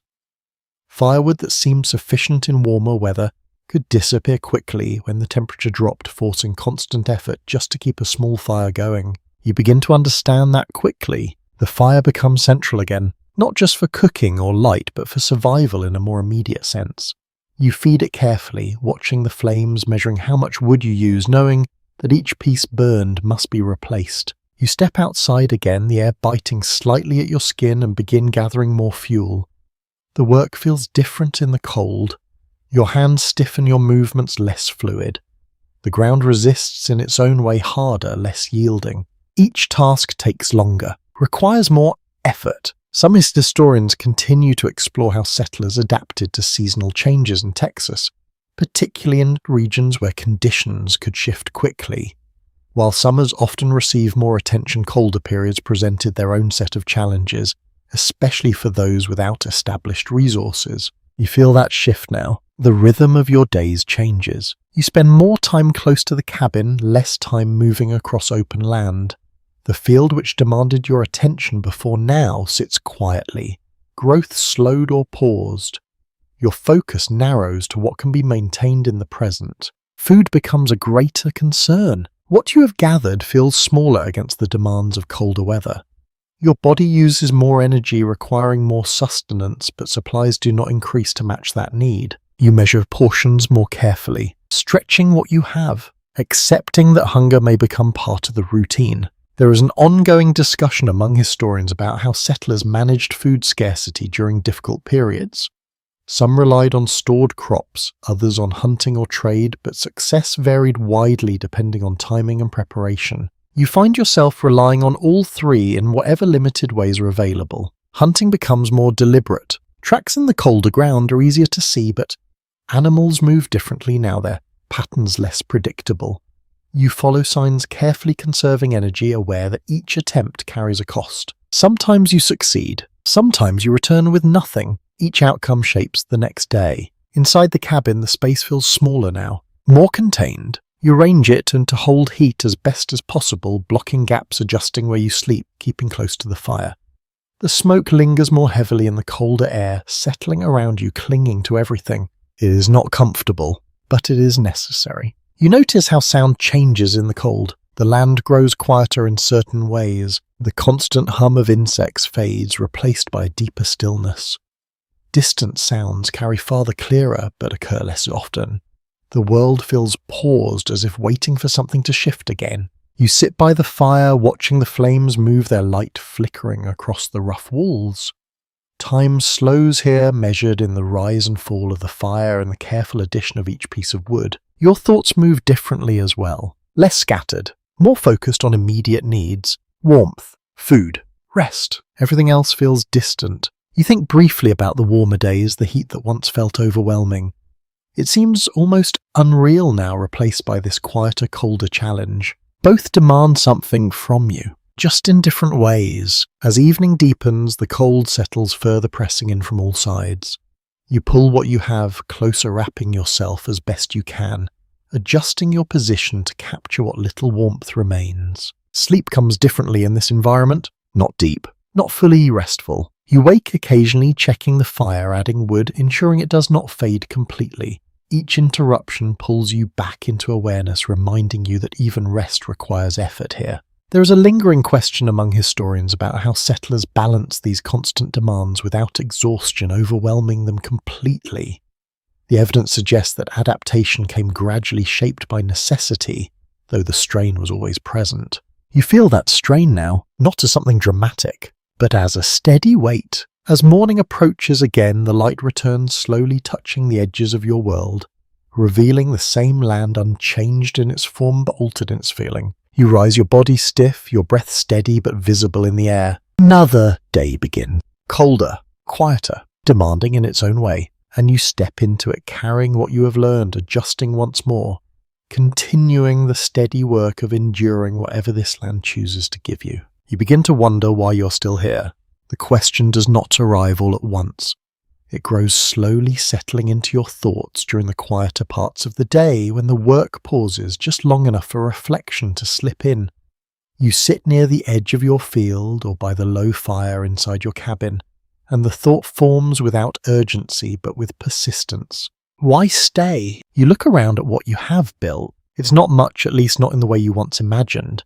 A cabin that still needs constant repair, a small field that grows unevenly, supplies that never quite feel secure.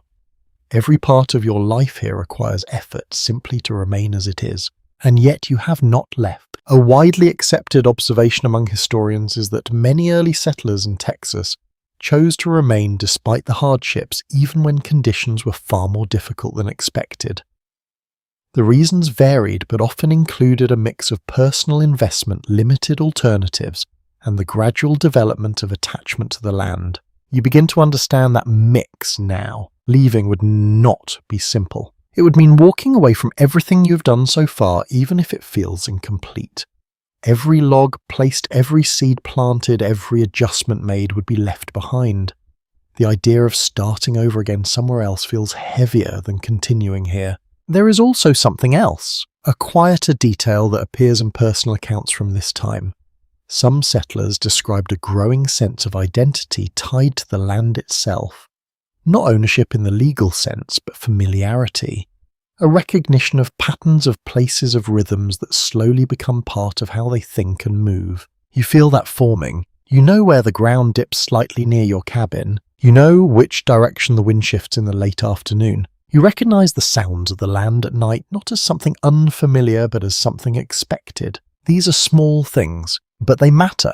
They create a sense of place that did not exist when you first arrived. You think about the alternatives, returning to where you came from, moving somewhere else entirely. Both options feel distant now, not just physically but mentally.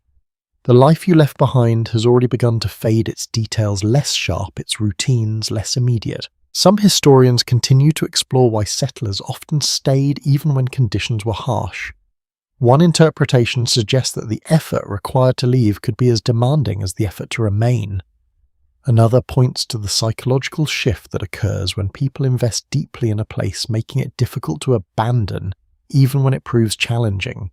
You feel both explanations at once. Leaving would require energy you're not sure you have. Staying requires endurance you're still building. Between those two, staying begins to feel like the more possible choice. There are moments small but clear when the land offers something in return. A day when the work feels smoother. A meal that satisfies more than expected. A stretch of time where nothing goes wrong. These moments are not constant, but they are enough. They break the pattern of strain just enough to remind you why you came here in the first place. You notice how your expectations have changed. You no longer look for comfort in the same way. You look for stability, for small signs that things are holding together, that you can continue. As this day moves forward, you return to your tasks with a steadier rhythm. The work feels familiar now, not easier, but more understood. You know where to place your effort, where to conserve it, where to adjust when something does not go as planned. The field, though still uneven, shows signs of progress. The cabin, though still rough, holds together more reliably. Your movements carry a quiet confidence that was not there before. You begin to see that staying is not just a decision made once, it is a decision made repeatedly. Each morning when you wake, each task you begin, each challenge you face without turning away. There is an ongoing discussion among historians about how attachment to frontier life developed over time. Some argue that it grew out of necessity, while others suggest that it reflected a deeper shift in identity. The evidence points in both directions, leaving the question open. You do not try to answer it fully, you simply experience it. As evening approaches, you sit once more near the edge of your field, looking out across the land.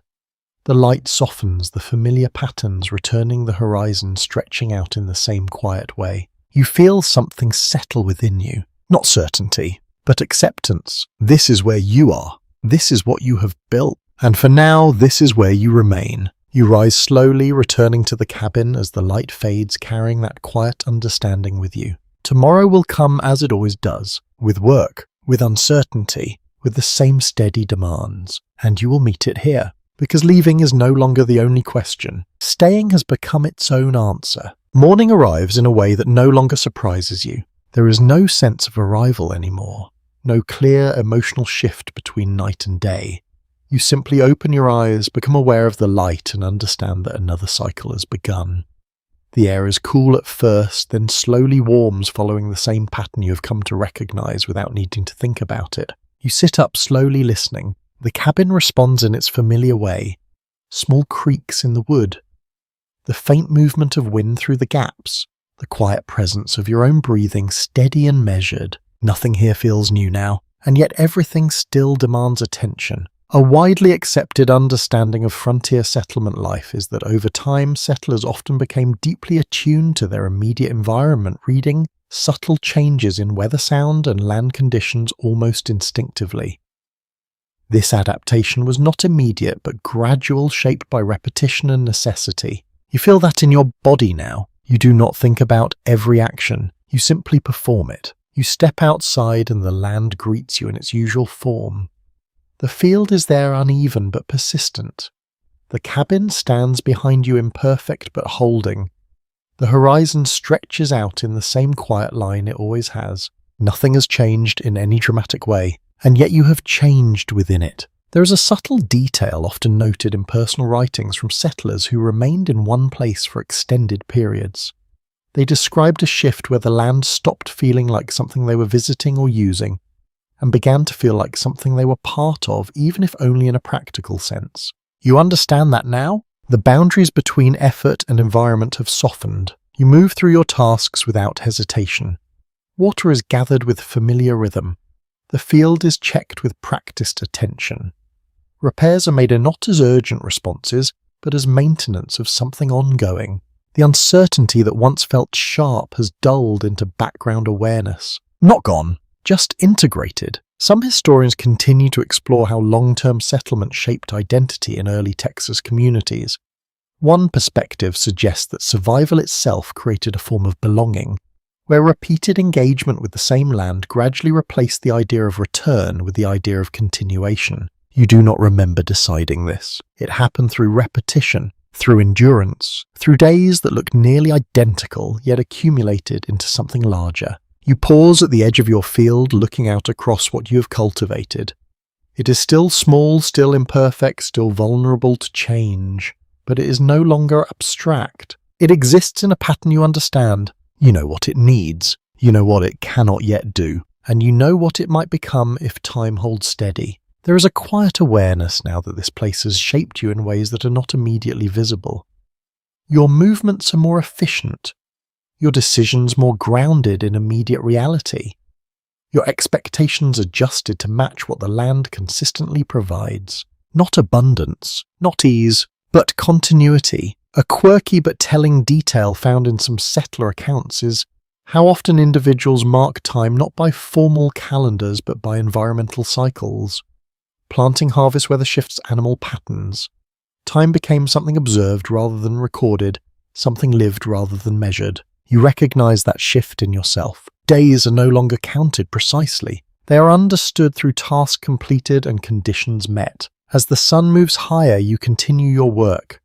There is no final task that signals completion, no moment that marks an ending, only the steady continuation of what has already begun. The cabin remains your center. The field remains your effort. The land remains your context. There is an ongoing discussion among scholars about whether frontier life created transformation through hardship or simply revealed traits already present in those who chose it.